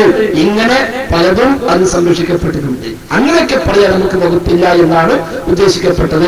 അല്ലാതെ ലോകത്തൊരു നബിയും ഉപയോഗിച്ചതോ ഒരു നബിയും സ്പർശിച്ചതോ ആയ ഒന്നും ലോകത്തില്ല എന്നല്ല. അങ്ങനെ പലതും ലോകത്തുണ്ട്, പല രൂപത്തിലുമുണ്ട്. ഈ നിലയ്ക്ക് നമുക്ക് ബർക്കത്തെടുക്കാൻ പഠിപ്പിക്കപ്പെട്ട പ്രവാചകന്റെ ശരീരവുമായി ബന്ധപ്പെട്ട ശേഷിപ്പുകൾ, ആസാറുകൾ അതില്ല എന്നാണ് ഇവിടെ ഉദ്ദേശിക്കപ്പെട്ടത്. ഒരടിമ വേറെ അടിമയോട് സഹായം തേടി ശിർക്കാണ്. സുലൈമാൻ നബി അലൈഹി സ്വലാം ആസിഫിന് വർക്കിയോട് സഹായം തേടിയിട്ട് സഹായം കൊടുത്തിട്ടില്ലേ? അത് സുലൈമാൻ നബി അലൈഹി സ്വലാം അള്ളാഹുവിനോട് എന്തല്ലോ ചോദിച്ചത്. ആസിഫിന് വർക്കിയ ആ സിംഹാസനം, അത് പിന്നെ ചരിത്രമാണ്, ഷോർട്ടാക്കാൻ പറയുന്നത്. അപ്പോ സുലൈമാൻ നബി അലൈഹി സ്വലാം അദൃശ്യമായ ആ ഇന്റർനെറ്റും കറണ്ടും മറ്റുള്ള ആധുനിക സൗകര്യങ്ങളൊന്നും ഇല്ലാത്ത കാലത്താണ് സുലൈമാൻ നബി അലൈഹി സ്വലാം ആസിഫിന് വർക്കി എന്ന വലിയനോട് സഹായം തേടുകയും പെട്ടെന്ന് ആ സംവിധാനം ചെയ്തു കൊടുക്കുകയും ചെയ്തു. അത് ആസിഫിന് വർക്കി അള്ളാഹിനോട് ചോദിച്ചോ, എന്നോട് ചോദിക്കരുത് എന്ന് പറഞ്ഞില്ല. സുലൈമാൻ നബി ചെയ്ത ശിർക്കാണോ? ഒരിക്കലും ശിർക്കല്ല. ഒരടിമ മറ്റൊരടിമയോട് സഹായം ചോദിച്ചാൽ ശിർക്കാണ്? ഒരിക്കലും അല്ല. എന്നാൽ ശിർക്കാനുള്ള സഹായമുണ്ട്. അതേതാ?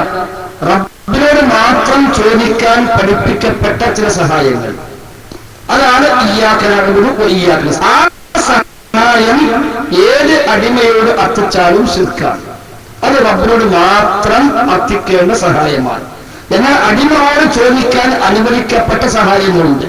അത് അടിമകളോട് ചോദിക്കാം. അനുവദിക്കപ്പെട്ട വഴികളിൽ, അനുവദിക്കപ്പെട്ട രീതികളിൽ, അനുവദിക്കപ്പെട്ട കാര്യങ്ങളിൽ അനുവദിക്കപ്പെട്ട ആളുകളോട് ചോദിക്കാം. ഇത് രണ്ടും രണ്ട് സഹായങ്ങളാണ്. സുലൈമാൻ നബി സ്വല്ലല്ലാഹു അലൈഹി വസല്ലം ആസഫിനോട് സഹായം ആവശ്യപ്പെട്ടതല്ല. കാരണം ആസഫ് എന്ന് പറയുന്ന മനുഷ്യൻ സ്വലിഹായ മനുഷ്യനാണ് എന്നാണ് തഫ്സീറിൽ കാണുന്നത്. അദ്ദേഹം സുലൈമാൻ നബിയേക്കാൾ സ്ഥാനം കുറഞ്ഞവരാണ്. സുലൈമാൻ നബിക്കാണ് ആസഫിനേക്കാളും സ്ഥാനം. കാരണം സുലൈമാൻ നബി ഇസ്ലാം പ്രവാചകനാണ്. ആസഫ് സുലൈമാൻ നബിയുടെ അനുയായികൾപ്പെട്ട അനുയായി മാത്രമാണ്. അതുകൊണ്ട് ആസഫിനോട് സുലൈമാൻ നബി സഹായം തേടി എന്ന ആ പരാമർശം ശരിയല്ല. നേരെമറിച്ച് ഒരു വെല്ലുവിളിയായിട്ടോ ഒരു കൽപ്പനയായിട്ടൊക്കെയാണ് നാം അതിനെ കാണേണ്ടത്. അങ്ങനെയാണ് മുഫസ്സിലുകൾ വിശദീകരിച്ചത്.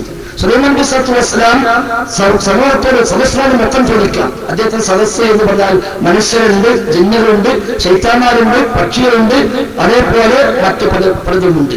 സുലൈമാൻ നബിക്ക് എല്ലാ അധികാരങ്ങളും നൽകപ്പെട്ട ഭരണാധികാരി കൂടിയായിരുന്നു അദ്ദേഹം. അദ്ദേഹം ആ സദസ്സിനോട് ചോദിക്കാറ്, അയ്യുക്കും യഅ്തീനി ബിഅർശിഹാ ഖബ്ല അൻ യഅ്തൂനി മുസ്ലിമീൻ. സബയിൽ നിന്ന് ബ്രിട്ടീഷ് രാജ്ഞി ഇസ്ലാം സ്വീകരിച്ചുകൊണ്ട് ഇങ്ങോട്ട് വരാൻ സന്നദ്ധയായിട്ടുണ്ട് എന്ന് വിവരം കിട്ടുമ്പോൾ അവർ ഇവിടെ എത്തും മുമ്പ് അവരുടെ സിംഹാസനം ഇവിടെ എത്തി അവർക്ക് ഒരു അത്ഭുതം കണ്ട് അവർക്ക് ഒന്നുകൂടി തന്റെ പ്രവാചകത്വം ബോധ്യമാകണം. അതിന് സുലൈമാൻ നബിയുടെ ചോദ്യം, അയ്യുക്കും യഅ്തീനി ബിഅർശിഹാ ഖബ്ല അൻ യഅ്തൂനി മുസ്ലിമീൻ. അവർ എന്റെ മക്കൾ മുസ്ലിമായി വരും മുമ്പ് നിങ്ങൾ ആരാണ് അവരുടെ സിംഹാസനം എനിക്ക് കൊണ്ടുവരിക? അത് സ്വാലിഹായ ആസഫിനോടല്ല ചോദ്യം. ആസഫ് അടക്കമുള്ള, ജിന്നടക്കമുള്ള, ശൈത്താനടക്കമുള്ള, പക്ഷിയടക്കമുള്ള അദ്ദേഹത്തിന്റെ സമൂഹത്തോട്, സൈന്യങ്ങളോട്, അദ്ദേഹത്തിന്റെ ആ സമൂഹത്തോടാണ് ചോദിക്കുന്നത്, നിങ്ങൾ ആര് കൊണ്ടുവരും? ഇതൊരിക്കലും ഒരു സഹായാത്രയല്ല. ഒന്ന്. മറ്റൊന്ന് ഇയ്യാക്കനസ്തഈൻ, പണ്ട് നിന്നോട് മാത്രം സഹായം ചോദിക്കുന്നു എന്ന് പറഞ്ഞ ഇസ്തിആനത്തും അല്ല. അങ്ങനെ ഈ ചോദ്യത്തിന് മറുപടിയായി ആദ്യം ഒരു ഇഫ്രീത്താണ് പ്രതികരിച്ചത്. قال عفريت من الجن أنا آتيك به قبل أن تقوم من مقامك. ജിന്നിൽ നിന്നുള്ള ഇഫ്രീത്ത്, ഒരു ഖബീസ്, ഒരു വൃത്തികെട്ട ദുഷിച്ചവനായ ഒരു ജിന്ന്, അതാണ് ഇഫ്രീത്ത്. ദുഷിച്ച ഒരു ജിന്ന്. അവൻ പറഞ്ഞു, അന ആതീക ബിഹി ഖബ്ല അൻ തഖൂമ മിൻ മഖാമിക. താങ്കൾ താങ്കളുടെ സദസ്സിൽ നിന്ന് എണീക്കുന്നതിന് മുമ്പ് ഞാനത് കൊണ്ടുവരാം. സുലൈമാൻ നബി സ്വല്ലല്ലാഹു അലൈഹി വസല്ലമിന്റെ പതിവ്, അദ്ദേഹം രാവിലെ ആരാധനാക്രമങ്ങൾ കഴിഞ്ഞാൽ പിന്നീട് പ്രജകളുടെ പരാതികൾ കേൾക്കാനും പരിഹാരം നിർദ്ദേശിക്കാനുമായി അദ്ദേഹം വന്നിരിക്കുന്ന സദസ്സുണ്ട്. ഉച്ചവരെ അദ്ദേഹം ആ അവിടെ ഇരിക്കും. ഉച്ചയോടുകൂടി ആ സദസ്സ് പിരിയും. ഉച്ചയ്ക്ക് ശേഷം മറ്റു ഭരണകാര്യങ്ങളിലേക്കും ആരാധനാമുറകളിലേക്കും അദ്ദേഹം തിരിയും. അതാണ് സുലൈമാൻ നബിയുടെ പതിവ്. അതാണ് താങ്കളുടെ സദസ്സിൽ നിന്ന് എണീക്കും മുമ്പ് ഞാൻ കൊണ്ടുവരാം. ഉച്ചയ്ക്ക് ഈ സദസ്സ് പിരിയും മുമ്പ് ഞാൻ എത്തിക്കാം.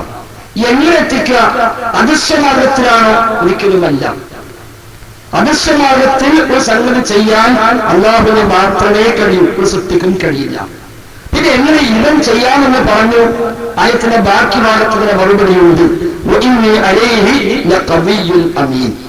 ഞാൻ അവന് കഴിവുള്ളവനാണ്, ഞാൻ വിശ്വസ്തനുമാണ്. അഥവാ വിലപിടിപ്പുള്ള രത്നങ്ങളും മുത്തുകളുമെല്ലാം ഉള്ളതാണ് ആ സിംഹാസനം. അതേ കാലത്ത് താങ്കൾക്ക് എന്നെ വിശ്വസിക്കാം, ഒന്നും നഷ്ടപ്പെടില്ല. ഞാൻ ഇവന് കഴിവുള്ളവനാണ്. എങ്ങനെ കഴിവുണ്ടാകാം? ജിന്നുകൾക്ക് ജിന്നുകളുടേതായ കഴിവുണ്ട്, മനുഷ്യർക്ക് മനുഷ്യരുടേതായ കഴിവുണ്ട്, മലക്കുകൾക്ക് മലക്കുകളുടേതായ കഴിവുണ്ട്. ആ കഴിവൊന്നും അദൃശ്യ കഴിവല്ല. ഒരു പക്ഷെ ജിന്നുകൾ നമ്മൾ കാണുന്നതായിരിക്കാം, മലക്കിനെ നമ്മൾ കാണുന്നതായിരിക്കാം.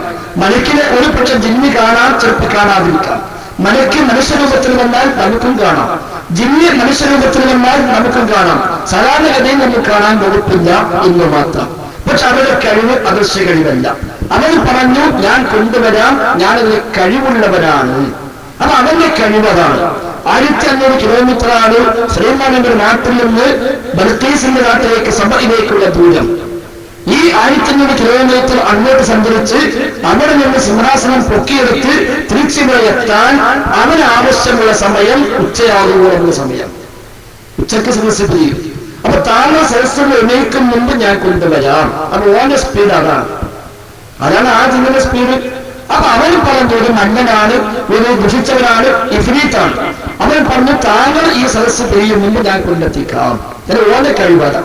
അപ്പൊ സുലൈമാൻ ഇസ്ലാം സ്വീകരിച്ചില്ല. കാരണം അതിനു മുമ്പ് ഇവിടെ എത്തണം. അപ്പോൾ കിതാബിൽ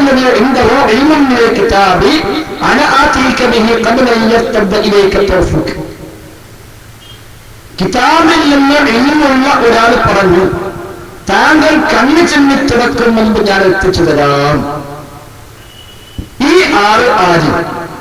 കിതാബിൽ നിന്ന് ഇൽമുള്ള ഒരാൾ പറഞ്ഞു എന്നാണല്ലോ. ഇത് ആരാണ്?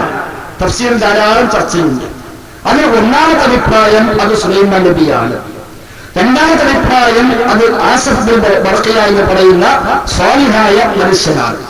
സുലൈമാൻ നബിയാണ് എന്ന് പറഞ്ഞവർ ന്യായം പറഞ്ഞത് കിതാബിൽ നിന്ന് ഇൽമുള്ള ആൾ പറഞ്ഞു എന്നാണല്ലോ.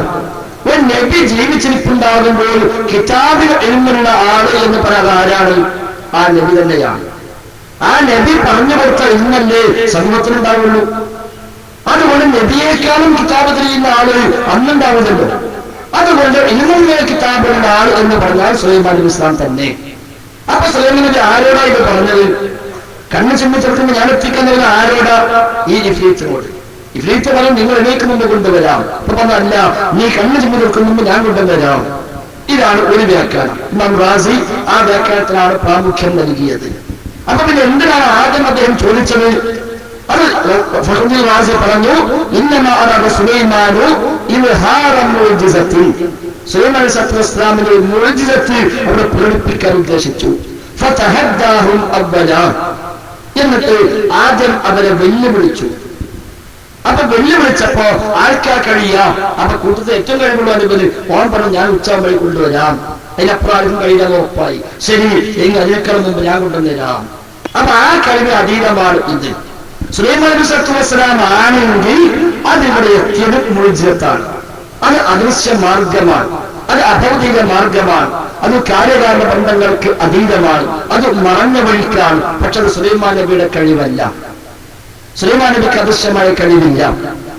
അതുകൊണ്ടാണ് ആ സിംഹാസനം അവിടെ എത്തി. അത് മുന്നിലെത്തിയപ്പോൾ അദ്ദേഹം പറഞ്ഞ വാക്കെന്താ? ഹറാമിൻ ഫദ്ലി റബ്ബി ലിയബ്ലുവനി അഅശ്കുറു അം അക്ഫുർ. ഇതെന്റെ റബ്ബിന്റെ ഔദാര്യമാണ്. ഞാൻ നന്ദി കാണിക്കുമോ നന്ദിയോട് കാണിക്കുമോ എന്ന് എന്നെ പരീക്ഷിക്കാൻ. ഈ രണ്ടാമത്തെ അഭിപ്രായം ആസഫാണ്. ആസഫ് സുലൈമാൻ നബിയുടെ മന്ത്രിയാണ്, സ്വാലിഹായ മനുഷ്യനാണ്. അദ്ദേഹമാണെങ്കിൽ ഇതെങ്ങനെ ചെയ്തു? അദ്ദേഹത്തിന് അദൃശ്യമായ കഴിവുണ്ടോ? ഇല്ല. പിന്നെ അദ്ദേഹം ചെയ്തെന്താ?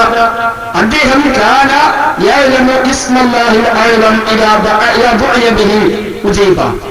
അദ്ദേഹത്തിന് ഇസ്മുൽ അഅ്ലം അറിയാമായിരുന്നു. ആ ഇസ്മുൽ അഅ്ലം വെച്ച് ദുആ ചെയ്താൽ ആ ദുആക്ക് ഉത്തരം കിട്ടുമായിരുന്നു. അങ്ങനെ ആസഫ് ഇബ്നു ബർഖിയ വുളൂ ചെയ്ത് 2 റക്അത്ത് നമസ്കരിച്ച് ആ ഭാഗത്തേക്ക് തിരിഞ്ഞുകൊണ്ട് അദ്ദേഹം ദുആ ചെയ്തു. ആ ദുആ തഫ്സീർ ഇബ്നു കസീറിൽ ഉണ്ട്. ദുആ ചെയ്തു. ആ ദുആയുടെ ഫലമായി ആ സിംഹാസനം അവിടെ എത്തി. അപ്പോൾ അത് കറാമത്താണ്. കറാമത്ത് അദൃശ്യ മാർഗമാണ്, അഭൗതിക മാർഗമാണ്, കാര്യകാല ബന്ധങ്ങൾക്ക് അതീതമാണ്. പക്ഷേ കറാമത്ത് ആരിലൂടെ വന്നുവോ അവരുടെ കഴിവല്ല, അവരുടെ കഴിവല്ല. ആസഫിന് ആ കഴിവില്ല. ആസഫ് ദുആ ചെയ്തു, ദുആക്ക് ഉത്തരമായി അല്ലാഹു എത്തിച്ചു. അതുകൊണ്ട് ആസഫ് ആണെങ്കിലും ആയത്തിന്റെ വാക്യം എന്താ? ഹദാ മിൻ ഫദ്ലി റബ്ബി ലിയബ്ലുവനി അഅശ്കുറു അം അക്ഫുർ. ഇതെന്റെ റബ്ബിന്റെ ഔദാര്യമാണ്, എന്നെ പരീക്ഷിക്കാൻ. അപ്പൊ അവിടെ സഹായം തേടുന്ന പ്രശ്നം ഉണ്ടായിട്ടില്ല. സുലൈമാൻ നബി ഒന്നുകിൽ വെല്ലുവിളിച്ചു. ആ വെല്ലുവിളിയുടെ അവർക്ക് എന്തെല്ലാം കഴിയും എന്ന് അവരിങ്ങോട്ട് പറഞ്ഞു. അതിനധീനമായി മുഅ്ജിസത്തിലൂടെ വെളിപ്പെടുത്തി കൊടുത്തു. ആസഫാണെങ്കിൽ കറാമത്ത് പ്രത്യക്ഷപ്പെട്ടു.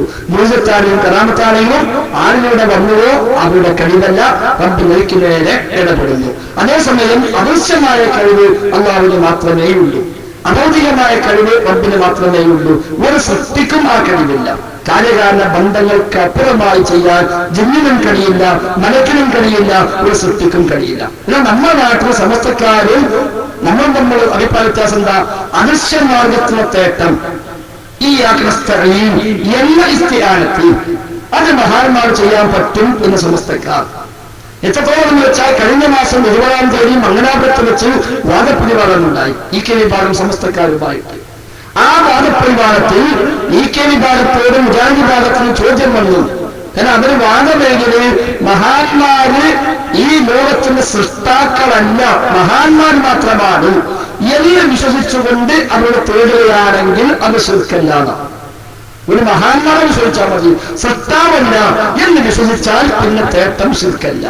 അപ്പോൾ മുജാഹിദുകൾ ചോദിച്ചു, അങ്ങനെയാണെങ്കിൽ മുഹീദ്ദീൻ ശൈഖ് തങ്ങൾ മഹാനാണെന്നും സത്താവല്ലെന്നും വിശ്വസിച്ചുകൊണ്ട് ഒരാൾ മുഹീദ്ദീൻ ശൈഖിനോട് തേടി, യാ ശൈഖ് മുഹീദ്ദീൻ ഇഹ്ദിനസ് സിറാത്തൽ മുസ്തഖീം എന്ന് തേടിയാൽ അത് ശിർക്കാണോ അല്ലേ? അതിന് MT അബൂബക്കർ ദാരിമി എന്ന് പറയുന്ന EK സമസ്തയുടെ പ്രഭാഷകൻ പറഞ്ഞത്, അത് ഇഹ്ദിനസ് സിറാത്തൽ മുസ്തഖീം എന്ന് പറഞ്ഞാൽ ശിർക്കല്ല, അത് തെറ്റല്ല, അത് കുഴപ്പമില്ല എന്ന് പറഞ്ഞു. അവിടെയാണ് തർക്കം. അതിപ്പുണ്ടോ? അവിടെയാണ് തർക്കമുള്ളത്. അത് പറ്റോ പറ്റില്ലേ? അത് തീർച്ചയായും റബ്ബിനോട് മാത്രം ചെയ്യേണ്ടതാണ്. അതാണ് ഇയ്യാക നസ്തഈൻ എന്ന് കൽപ്പിച്ചത്. അതാണ് ഇയ്യാക നസ്തഈൻ. മംഗലാപുര സംഭവത്തിന്റെ ആ ഭാഗമാണ്. ഫാത്തിഹ സൂറത്തുൽ ഇഹ്ദിന സിറാത്തൽ മുസ്തഖീം സിറാത്തൽ ലദീന അൻഅംത അലൈഹിം ഗൈറിൽ മഗ്ദൂബി അലൈഹിം വലദ്ദാലിൻ ആമീൻ.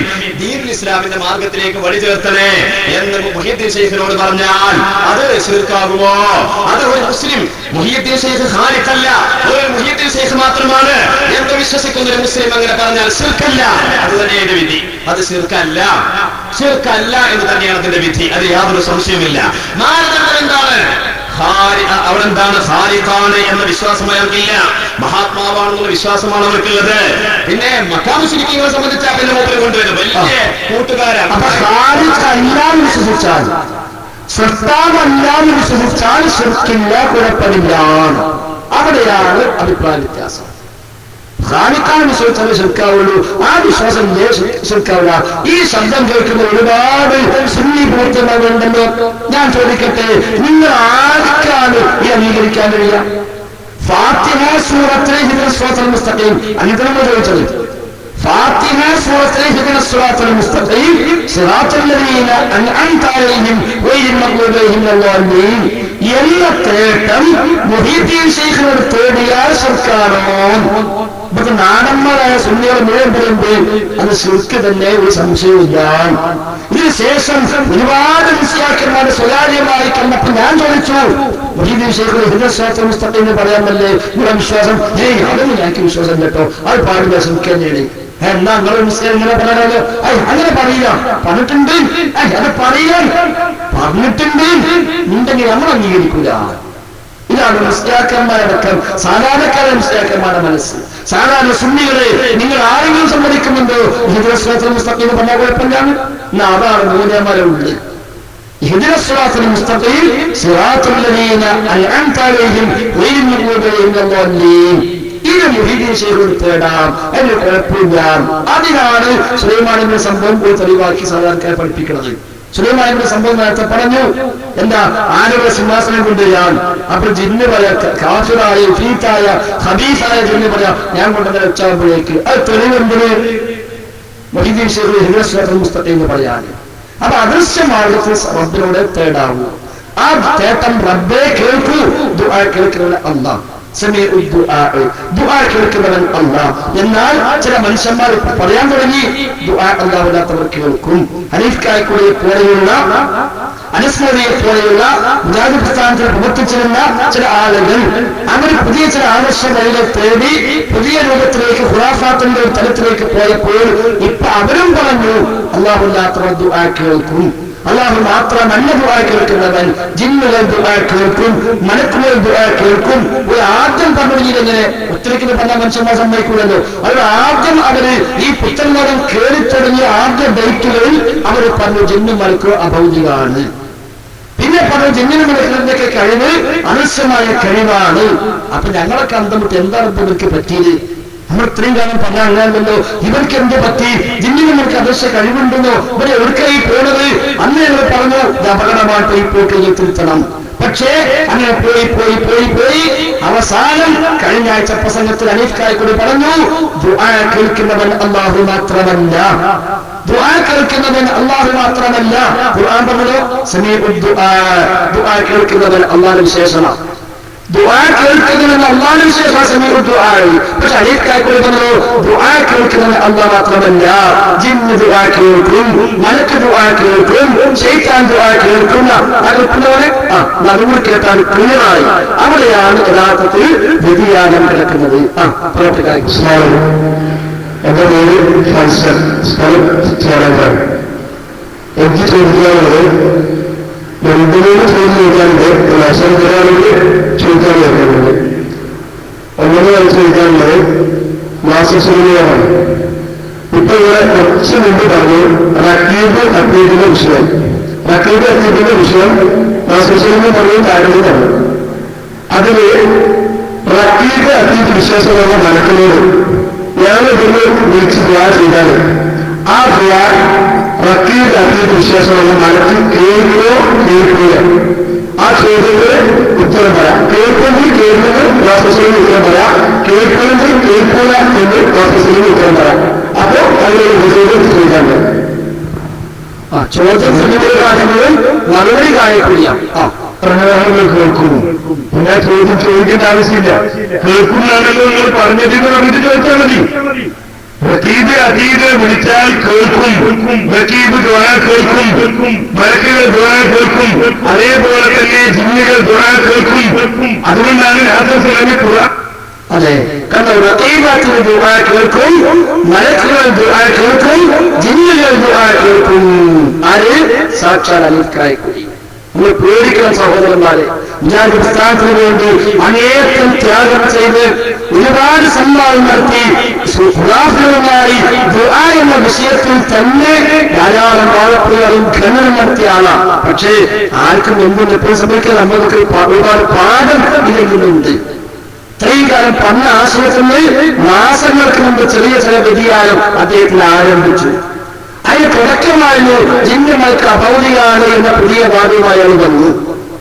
ഖുർആൻ പഠിപ്പിച്ചതോ ഹദീസ് പഠിപ്പിച്ചതോ അഭൗതികമായ അദൃശ്യമായ കഴിവുകൾ അള്ളാന്റെ മാത്രം പ്രത്യേകതയാണ്.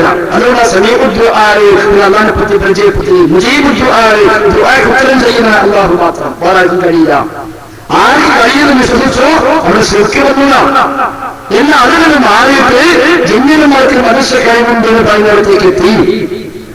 ആദ്യമാദ്യം മക്കൾ പറഞ്ഞു ജിന്നും മനുഷ്യനും എന്ത് കാര്യകാലം എന്താണത് പറഞ്ഞു ഇപ്പോഴത്തെ ജിന്നിനോട് മലക്കിനോട് റഖീബിനോടൊക്കെ ചോദിച്ചാൽ പ്രാർത്ഥിച്ചാൽ ആ ദുആ അവരെ കേൾക്കും.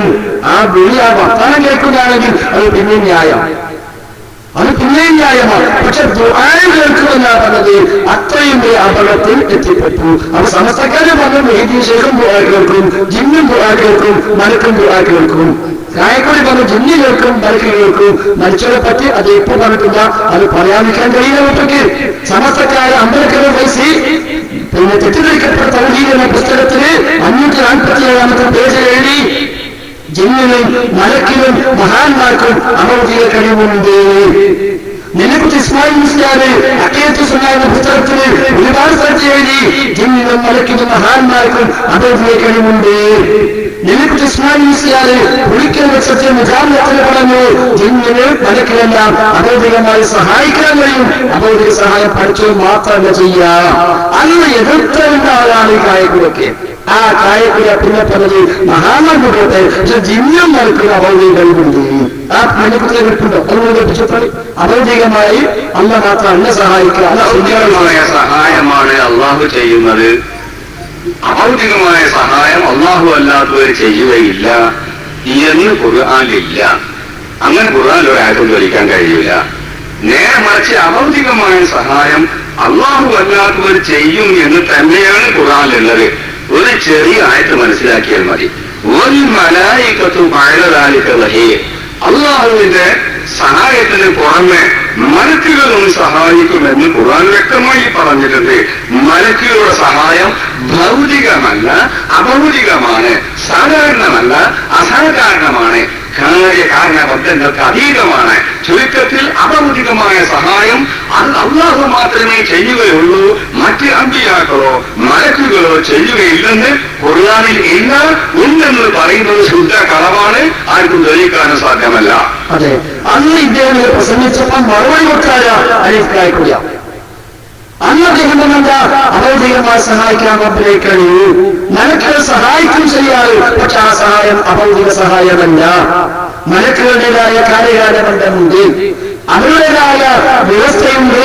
ആ വ്യവസ്ഥയുടെ അടിസ്ഥാനത്തിലെ മലക്കുകളും പ്രവർത്തിക്കൂ, ആ വ്യവസ്ഥ അടിസ്ഥാനത്തിലെ ജിന്നും പ്രവർത്തിക്കൂ, ആ വ്യവസ്ഥ അടിസ്ഥാനത്തിലെ മനുഷ്യനും പ്രവർത്തിക്കൂ. ഒരു പടപ്പിലും കഴിയില്ല. ആ കായക്കുടിയാണ് പിന്നെ എന്ത് പറഞ്ഞത്? ജിന്നും മലക്കും അഭൗതികമാണ്.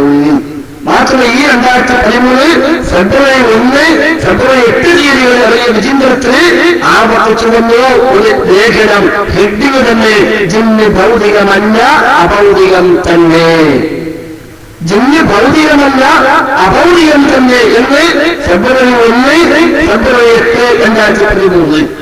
എന്നാൽ 2007 ഫെബ്രുവരി 14 വിചിന്തനത്തിലുള്ളതോ ജിന്നമ്മൾക്കും അഭൗതികമാണെന്ന് ബുദ്ധിയുള്ളവരാരും പറയില്ല, ബുദ്ധിയും വലതയുമുള്ളവർ പറയില്ല ജിന്നമ്മൾക്കും അഭൗതികമാണെന്ന്. 2007 ഫെബ്രുവരി 14. 2013 ഫെബ്രുവരി 1, 8 തീയതികളിൽ ജിന്ന് ഭൗതികമല്ല അഭൗതികം തന്നെ. ആ വിദ്യാർത്ഥിയിലേക്ക് അവർ എത്തി. അത് ഖുറാഫാൻ പറഞ്ഞു. പറയാം, അത് കേൾക്കും, അദ്ദേഹം അത് അറിയും, അദ്ദേഹം അത് ഉത്തരം ചെയ്യും. കാരണം അബൂദയെ കഴിവ് അള്ളാഹ്ക്ക് മാത്രമല്ല മുഹീബ് ശൈഖുണ്ട്. ഇവരെ പറഞ്ഞ അബൂദയെ കഴിവ് അള്ളാഹ്ക്ക് മാത്രമല്ല ജിന്നിനും മലക്കിനുമുണ്ട്. വിചാരികൾ അന്നും ഇന്നും എന്നും പറയുന്നു അബൂദികമായ കഴിവ് റബ്ബിന് മാത്രമേ ഉള്ളൂ, ഒരു പടപ്പിനും ഇല്ല. എളുപ്പം വിശദീകരിക്കുന്ന വിഷയം ആയതുകൊണ്ടാണ് വിശദീകരിച്ചത്. ഒരു കാര്യം ചെയ്യുമ്പോൾ അള്ളാഹുവിന്റെ കൽപ്പന ഉണ്ടെങ്കിൽ അത് ശിർക്കല്ല, അല്ലേ? അള്ളാഹുവിന്റെ കൽപ്പന ഉണ്ടെങ്കിൽ ഒരു കാര്യം ചെയ്യുമ്പോൾ ശിർക്കല്ല. അള്ളാഹിന്റെ കൽപ്പന ഉണ്ടെങ്കിൽ ശിർക്കല്ലല്ലോ, അള്ളാഹിന്റെ കൽപ്പന ഉണ്ടെങ്കിൽ, അല്ലേ? അപ്പൊ അള്ളാഹു എന്ന് പറയുന്നത് റസൂൽ സഹായിയാന്ന് ഖുർആനിൽ പറയുന്നു. അള്ളാഹിന്റെ കൽപ്പനയാണ്. അപ്പോ അള്ളാഹിന്റെ കൽപ്പന നമ്മൾ അംഗീകരിക്കേണ്ടത്. അള്ളാഹു റസൂൽ സഹായിയാന്ന് ഖുർആൻ പറയുന്നുണ്ടല്ലോ. അപ്പൊ നമുക്ക് സഹായിക്കൂടെ? പ്രാർത്ഥനയല്ല, ഇബാദത്തല്ല, കേവല സഹായം. സൂറത്തുൽ മാഇദയിലെ 55-ാമത്തെ ആയത്താണ്. അതായത് അള്ളാഹു കൽപ്പിച്ചാൽ അത് ചെയ്യുക തന്നെ വേണം.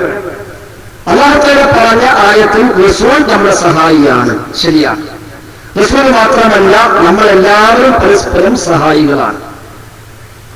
ആ ആയത്തിൽ തന്നെ അതുണ്ട്. ഇന്നമാ വലിയുല്ലാഹു വറസൂലുഹു വല്ലദീന ആമനൂ ബിഹിി യുഖീമൂന സ്വലാത്ത വയുഊതൂന സകാത്ത വഹും റാകിഊൻ വമൻ യതവല്ലല്ലാഹു വറസൂലഹു ഫഉലൈക ഹിസ്ബുല്ലാഹ് ഫഇന്ന ഹിസ്ബല്ലാഹി ഹുമുൽ ഗാലിബൂൻ. സൂറത്തുൽ മാഇദയിലാണ് ആയത്ത്.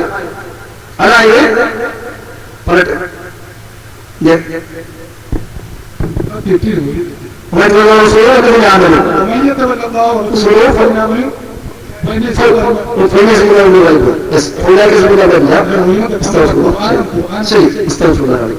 ഏതായാലും ഇന്നലെ ആണ് നിങ്ങളുടെ നിലയിൽ അല്ലാഹുവാണ്, അവന്റെ റസൂലാണ്, നമസ്കാരവും സകാത്തുമുള്ള റുകൂഅ് നിർവഹിക്കുന്ന മുഅ്മിനീങ്ങളുമാണ് നിങ്ങളുടെ വലിയ. ഇതാണ് ആയത്തിന്റെ ആദ്യ ഭാഗം, 55-ാമത്തെ ആയത്ത്. മറ്റേത് 56-ാമത്തെ ആയത്ത്. അപ്പൊ അല്ലാഹു വലിയാണ്, റസൂൽ വലിയാണ്, നമസ്കാരവും സകാത്തുമുള്ള റുകൂഅ് നിർവഹിക്കുന്ന മുഅ്മിനീങ്ങളും വലിയാണ്. ആയത്ത് പ്രകാരം ഞാനും നിങ്ങളും തമ്മിൽ വലിയതാണ്. ഞാൻ നിസ്കരിക്കാറുണ്ട്, റുകൂഅ് നിർവഹിക്കാറുണ്ട്, സകാത്ത് കൊടുക്കാൻ ബാധ്യപ്പെട്ടവരാണെങ്കിൽ അത് കൊടുക്കാറുണ്ട്.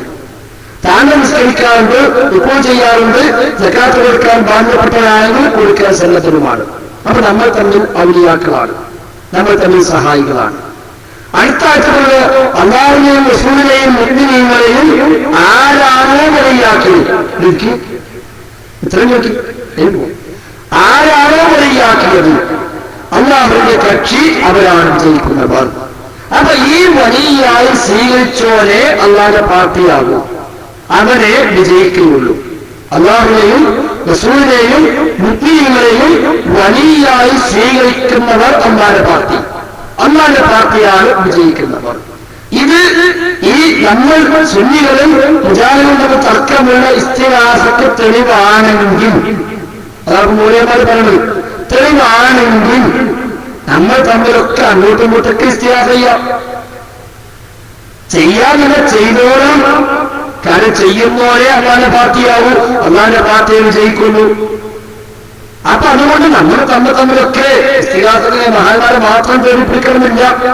ബാപ്പാക്ക് മോനോട് ഇസ്തിഗാസ ചെയ്യ, മോന് ബാപ്പാട് ഇസ്തിഗാസ ചെയ്യ, ഭാര്യയ്ക്ക് ഭർത്താവിന് ഇസ്തിഗാസ ചെയ്യ, ഭർത്താവിന് ഭാര്യനോട് ഇസ്തിഗാസ ചെയ്യ. ഇല്ല, അതാണോ അവർ പല വിലായത്ത് ഒരിക്കലുമല്ല. പിന്നെ എന്താണ് പറഞ്ഞത്? വിശ്വാസ പരസ്പരം വിലായത്തുള്ള സഹായമുണ്ട്. നബിയും നമ്മൾ തമ്മിൽ ആ വിലായത്തുണ്ട്. നബി നമുക്ക് നബിയിൽ നിന്ന് നമുക്ക് നിശ്ചയിക്കപ്പെട്ട സഹായങ്ങൾ അതെല്ലാ കാലത്തും കൃത്യമെന്ന് പഠിപ്പിച്ചിരുത്തുന്നുണ്ട്. ഇപ്പൊ ദീന് പഠിക്കാൻ നമുക്ക് അവസരം കിട്ടുന്നത് റസൂലുള്ളാഹിയുടെ ഹദീസ് വേണ്ടപ്പോഴും റസൂലുള്ളാഹിയുടെ ഹദീസ് വേണ്ട, ആ ഹദീസിന്റെ വ്യാഖ്യാനമുണ്ട്. അതുകൊണ്ട് ഹദീസ് എന്ന് പഠിച്ചു ദീന് പറഞ്ഞു, അതൊരു വിലായത്താണ്. ഈ ഹദീസിന് കിട്ടിയതെങ്ങനെ? ഇമാം ബുഖാരിയിലൂടെ നമുക്ക് കിട്ടിയിരുന്നു. ഇമാം ബുഖാരി തേടിപ്പിടിച്ച് എല്ലാം അന്വേഷിച്ച കിതാബ് എഴുതിയുണ്ട്, നമുക്ക് കിട്ടി. ഇമാം ബുഖാരിയുടെ ആ സഹായം നമുക്ക് ഇപ്പോഴും നമ്മൾ ഉപയോഗിച്ചുകൊണ്ടിരിക്കുന്നു. ഒരു ഹദീസ് പഠിക്കാൻ ഇമാം ബുഖാരി നമുക്ക് ഇപ്പോഴും സഹായിക്കാം. അയാൾക്ക് നമുക്ക് സ്വയം ബുഖാരി വായിക്കുന്ന ഹദീസ് സംശയം ഉണ്ടെങ്കിൽ ഇമാം ബുഖാരിയെ വിളിച്ചു ചോദിക്കാനല്ലോ. ഇമാം ബുഖാരി കിതാബുകൾ വായിക്കുമ്പോൾ ഒരു ഹദീസ് നമ്മൾ ക്ലിയർ ആയില്ല, അദ്ദേഹത്തെ വിളിച്ചു ചോദിക്കാം. അദ്ദേഹം വലിയാനല്ലേ പറഞ്ഞത് എന്ന് മനസ്സിലാക്കിയാലോ അത് അബദ്ധമാണ്. എന്നാൽ ഇമാം ബുഖാരിന്റെ സഹായി അല്ലേ ആണ്. എന്തുകൊണ്ട്? അദ്ദേഹം സ്വഹീഹ് ബുഖാരിയുടെ കിതാബുണ്ടാക്കിയതുകൊണ്ട് നമുക്ക് എത്ര സഹായമായി. അതാണ് അവിടെ പറഞ്ഞ വിലായത്ത്. ഇസ്തിഗാസയാണെങ്കിൽ ഇസ്തിഗാസ നിർബന്ധമാണെന്ന് പറയേണ്ടി വരും. ഒന്ന്. മറ്റൊന്ന് തമ്മിൽ എല്ലാ സമയത്തും ഇസ്തിഗാസ ചെയ്യാം എന്ന് പറയേണ്ടി വരും. അവരാണ് അല്ലാതെ പാർട്ടി ഓരോ വിജയിക്കുള്ളൂ എന്നാണ് അള്ളാഹുവിന് ശേഷം 56-ാമത്തെ ആയത്തിൽ പഠിപ്പിച്ചത്. അപ്പൊ അത് എന്തല്ല, ഇസ്തിഗാസയുമായി ബന്ധപ്പെട്ടതല്ല. നബി വലിയ നബിയുമായി വിലായത്ത് ഇപ്പോഴും വേണം. അന്നബിയു ഔലാദുൽ മുഅ്മിനീന മിൻ അൻഫുസിഹിം വഅസ്വാജുഹും ഉമ്മഹാത്തുഹും. ആ വിലായത്ത് നബി വിശ്വാസികളുടെ ഔലയാണ്, ഏറ്റവും വിലായത്തുള്ളവരാണ്, ഏറ്റവും ബന്ധപ്പെട്ടവരാണ്. ആ വിലായത്ത് എന്തോ അത് നമ്മൾ നിലനിർത്തിയെങ്കിലേ മുഅ്മിനാവുള്ളൂ. റസൂലുള്ളാഹിയുടെ വിലായത്ത് ഇല്ലെങ്കിൽ മുഅ്മിനാവില്ല. ആ വിലായത്ത് ഇസ്തിഗാസയല്ല. ആ വിലായത്ത് ഇസ്തിഗാസയല്ല. നബിയെ സ്നേഹിക്കണം, അതൊരു വിലായത്താണ്. നബിയുടെ ആദർശം പിൻപറ്റണം, അതൊരു വിലായത്താണ്. നബിയുടെ ഓരോ രംഗത്തുമുള്ള അധ്യാപകരുടെ ജീവിതത്തിൽ പിൻപറ്റണം, അതൊരു വിലായത്താണ്. ഇങ്ങനെ നബിയുമായി എന്തെല്ലാം ഏതെല്ലാം വിലായത്തുണ്ടോ അതൊക്കെ നമ്മൾ നിലനിർത്തണം. ഈ ആയത്തിനെ ഇങ്ങനെ ദുർവ്യാഖ്യാനിച്ചത് ലോകത്ത് ആദ്യം ഷിയാക്കളാണ്. ഷിയാക്കൾ ദുർവ്യാഖ്യാനിച്ചു. ഷിയാക്കൾ ആയത്തിൽ അർത്ഥം വെച്ചപ്പോൾ ഇന്നലെ വഴിയുക്കുമ്പോൾ റസൂലും ആണെന്ന് അള്ളാഹും റസൂലും മുഅ്മിനീങ്ങളും നിങ്ങളെ വലിയാണ്. ആ മുഅ്മിനീങ്ങൾക്ക് വിശേഷണം പറഞ്ഞ അള്ളാഹു അതെന്താ? അല്ലദീന യുഖീമുന സ്വലാത്ത വയുഊതൂന സകാത്ത വഹും റാക്കിഊൻ. അല്ലദീന യുഖീമുന സ്വലാത്ത, നമസ്കാരം നിലനിർത്തുന്ന മുഅ്മിനീങ്ങൾ, വയുഊതൂന സകാത്ത്, സകാത്ത് കൊടുക്കുന്നവർ, വഹും റാക്കിഊൻ, റുകൂഅ് ചെയ്യുന്നവരുമാണവർ. അത് ഓരെ കൊണ്ട് ചെയ്യുന്ന റുകൂഅ് ചെയ്യുന്നവരായിരിക്കെ സകാത്ത് കൊടുത്തവർ, റുകൂയിലായിരിക്കെ സകാത്ത് കൊടുത്തവർ. അപ്പൊ റുകൂയിലായിരിക്കെ സകാത്ത് കൊടുത്ത ആരെങ്കിലും ലോകത്തുണ്ടെങ്കിൽ ഓരെയാണ് വഴിയാക്കേണ്ടത്. അപ്പോൾ തപ്പിപ്പിടിച്ച് റുകൂയിലായിരിക്കെ സകാത്ത് കൊടുത്ത ആരാളുള്ളത്? അപ്പൊ അലിയുടെ അബീ ത്വാലിബിന്റെ കഥ ഉണ്ടാക്കി. അലി റളിയല്ലാഹു അൻഹു നിസ്കരിക്കുമ്പോൾ അദ്ദേഹം റുകൂയിലേക്ക് പോയ സമയത്ത് ഒരു യാചകൻ വന്നിട്ട് വല്ലതും തരുമോന്ന് ചോദിച്ചു. അപ്പൊ അലി റളിയല്ലാഹു അൻഹു റുകൂയില. അപ്പൊ അദ്ദേഹത്തെ കയ്യിൽ നിന്ന് മോതിരുണ്ട്. അദ്ദേഹം റുകൂയിൽ ആ കയ്യിൽ നീട്ടിക്കൊടുത്തു. ഓൻ ആ മോതിരം ഊരിട്ട് പോയി. അപ്പൊ എന്തായി? റുകൂയിലായിരിക്കെ സകാത്ത് കൊടുത്തു. ആര്? അലി റളിയല്ലാഹു അൻഹു. അതുകൊണ്ട് വലിയ അലിയാണ്. ഇങ്ങനെ വലിയക്കുമുള്ള നിങ്ങളെ വലിയ അല്ലാഹ് അവന്റെ റസൂല് വല്ലദീന ആമനു അലി. എന്തുകൊണ്ട് അലി? അലിയാണ് റുകൂയിലായിരിക്കെ സകാത്ത് കൊടുത്തവൻ. അതുകൊണ്ട് വലിയ അലിയാണ്. ഷിയാക്കൾക്ക് തെളിവേല ഈ ആയത്തിൽ. അതുകൊണ്ട് ഷിയാക്കൾ അലിയോട് തേടുന്നു, അലിയോട് പ്രാർത്ഥിക്കുന്നു, അലിയോട് ഇസ്തിഗാസ ചെയ്യുന്നു, അലിനെ ഖബറിൽ പോകുന്നു, അലിയെ വലിയായി പ്രഖ്യാപിക്കുന്നു. ഈ ആയത്തിൽ വ്യാഖ്യാനിച്ചു. ആ സംഭവമോ ദഈഫാണ് താനും.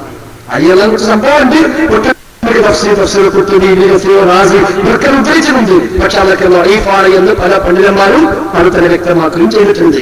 ഈ മക്കളിന് ഇവിടെ അലി എന്നാണെങ്കിൽ വലിയാക്കാൻ ഷിയാക്കൾ തെളിവാക്കി.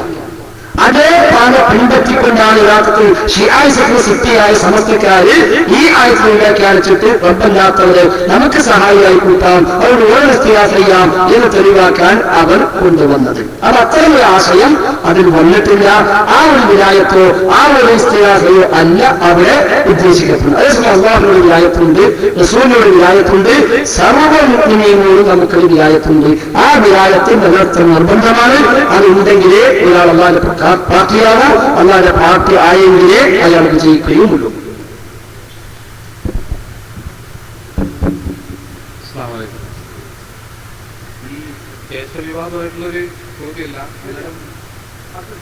വിവാദമായിട്ട് ബന്ധപ്പെട്ടൊരു ചോദ്യമല്ല. അഷ്റഫ് എന്റെ പേര് അഷ്റഫ് വള്ളിപ്പൂര്. മാല മൗലൂദ് അതിൽ ശിർക്കുണ്ടെന്നായിരുന്നു ഇത്രയും കാലം പറഞ്ഞുകൊണ്ടിരുന്നിരുന്നു. എന്നാൽ ഇപ്പൊ നാരിയത്ത് സ്ഥലത്തില് അത് നല്ലതാണെന്ന് പറയുന്ന ഒരു അവസ്ഥ വന്നിട്ടുണ്ട്. ഇത് ആദർശ വ്യതിയാനമല്ലേ എന്നാണ് ചോദ്യം. തീർച്ചയായും ജ്ഞാനിയാസ്വാസം നല്ലതാണ് എന്ന് ആര് പറഞ്ഞാലും അയാൾക്ക് തീർച്ചയായും ആദർശ വ്യതിയാനം ഉണ്ടായിട്ടുണ്ട്. അയാൾ ഈ ആദർശ പറഞ്ഞു വിട്ടുപോയിട്ടുമുണ്ട്. അതുകൊണ്ട് മുജാഹിദുകൾ ആരും അത് പറഞ്ഞിട്ടില്ല, പറയുന്ന പ്രശ്നവും ഇല്ല. ഈ മുജാഹിദ് അല്ലാത്ത കാര്യങ്ങൾ പറഞ്ഞിട്ടുണ്ടോ നമുക്കറിയാം. ജ്ഞാനിയ സ്വലാത്ത് 600 കൊല്ലം മുമ്പ് മൊറോക്കോയിൽ ജീവിച്ച ഇബ്രാഹിമുൽ നാസി എന്നൊരു മുസ്ലിം ഉണ്ടാക്കിയ സ്വലാത്താണ്. 600 കൊല്ലം മുമ്പ് ഹിജ്റ 800-കളിൽ മൊറോക്കോയിൽ ജീവിച്ച ഇബ്രാഹിമുൽ നാസി അയാളാണ് നാരിയ സ്വലാത്ത് ഉണ്ടാക്കിയത്. ശരിക്കും നാസിയ സ്വലാത്ത് എന്നാണ്, നാരിയാന്നല്ല.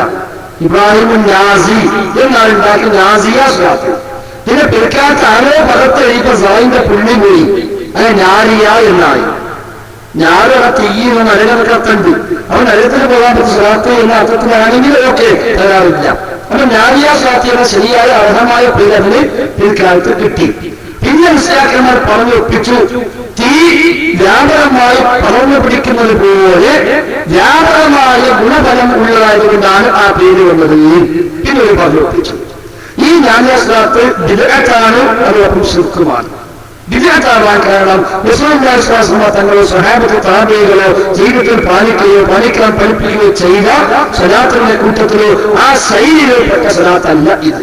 ഇത് പിൽക്കാലത്തുണ്ടായതാണ്. ഇതിന്റെ മഹത്വം ധാരാളം അവർ പഠിപ്പിച്ചു. ഇത് ചെല്ലേണ്ട രീതി പഠിപ്പിച്ചു, ചെല്ലേണ്ട എണ്ണം പഠിപ്പിച്ചു, ചൊല്ലിയാളെ കൂടി പറഞ്ഞു. ഉദാഹരണമായി തഴവ മുഹമ്മദ് അലി മുസ്ലിം, ഇത് ശ്രദ്ധിക്കട്ടെ, അദ്ദേഹം ശ്രദ്ധിക്കട്ടെ.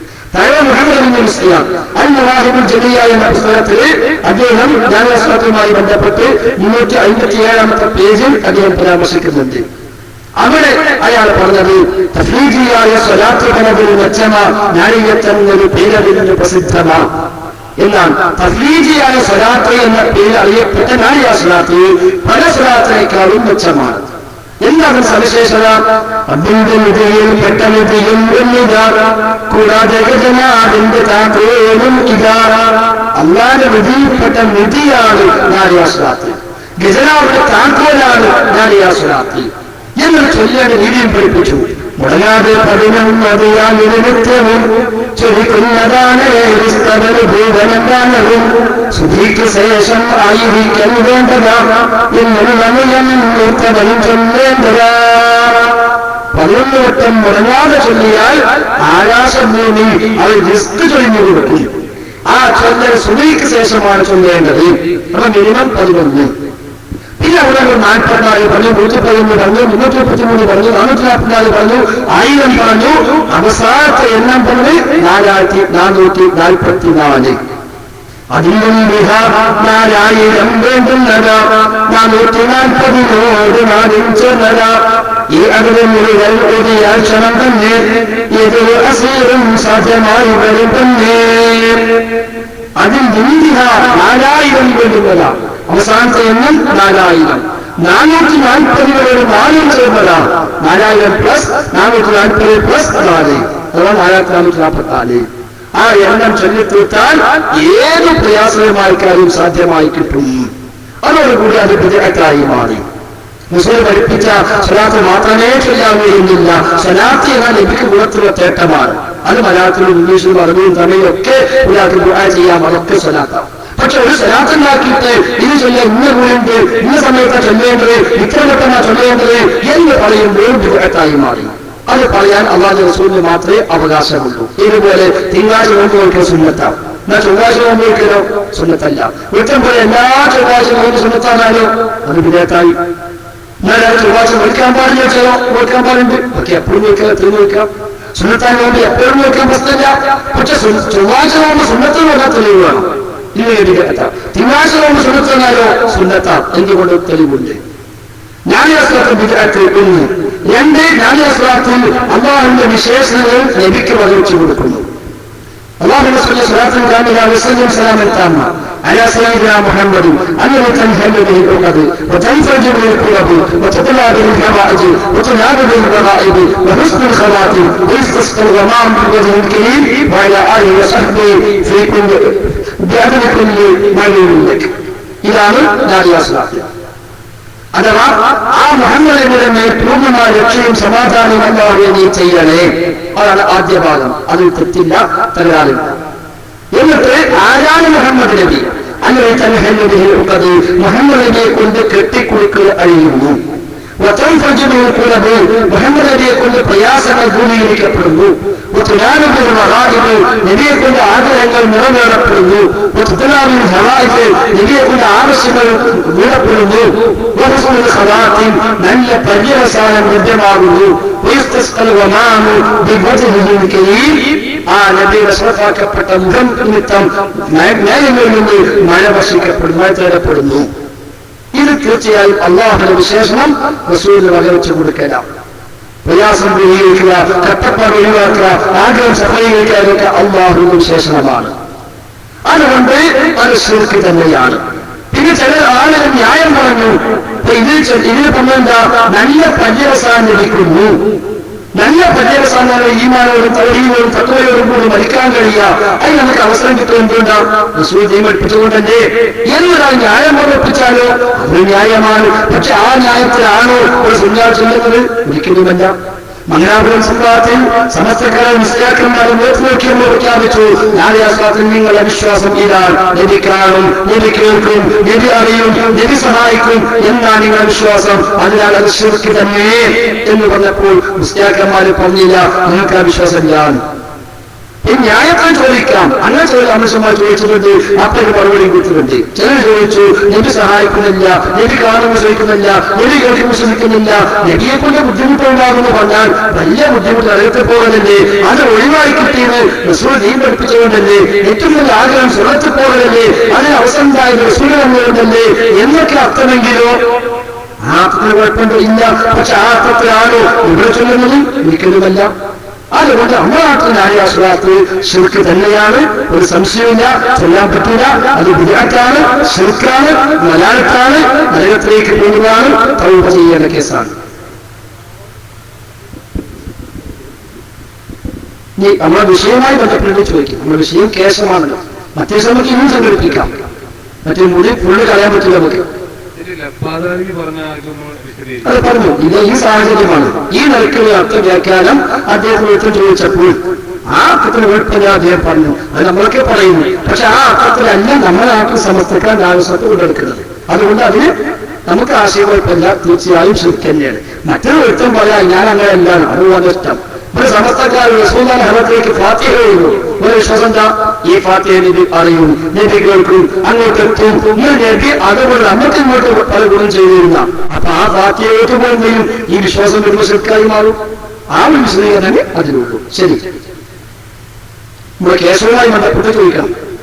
കാരണം മുടികൾച്ചിലെ പുറത്തേക്ക് എത്താൻ പറ്റില്ലല്ലോ.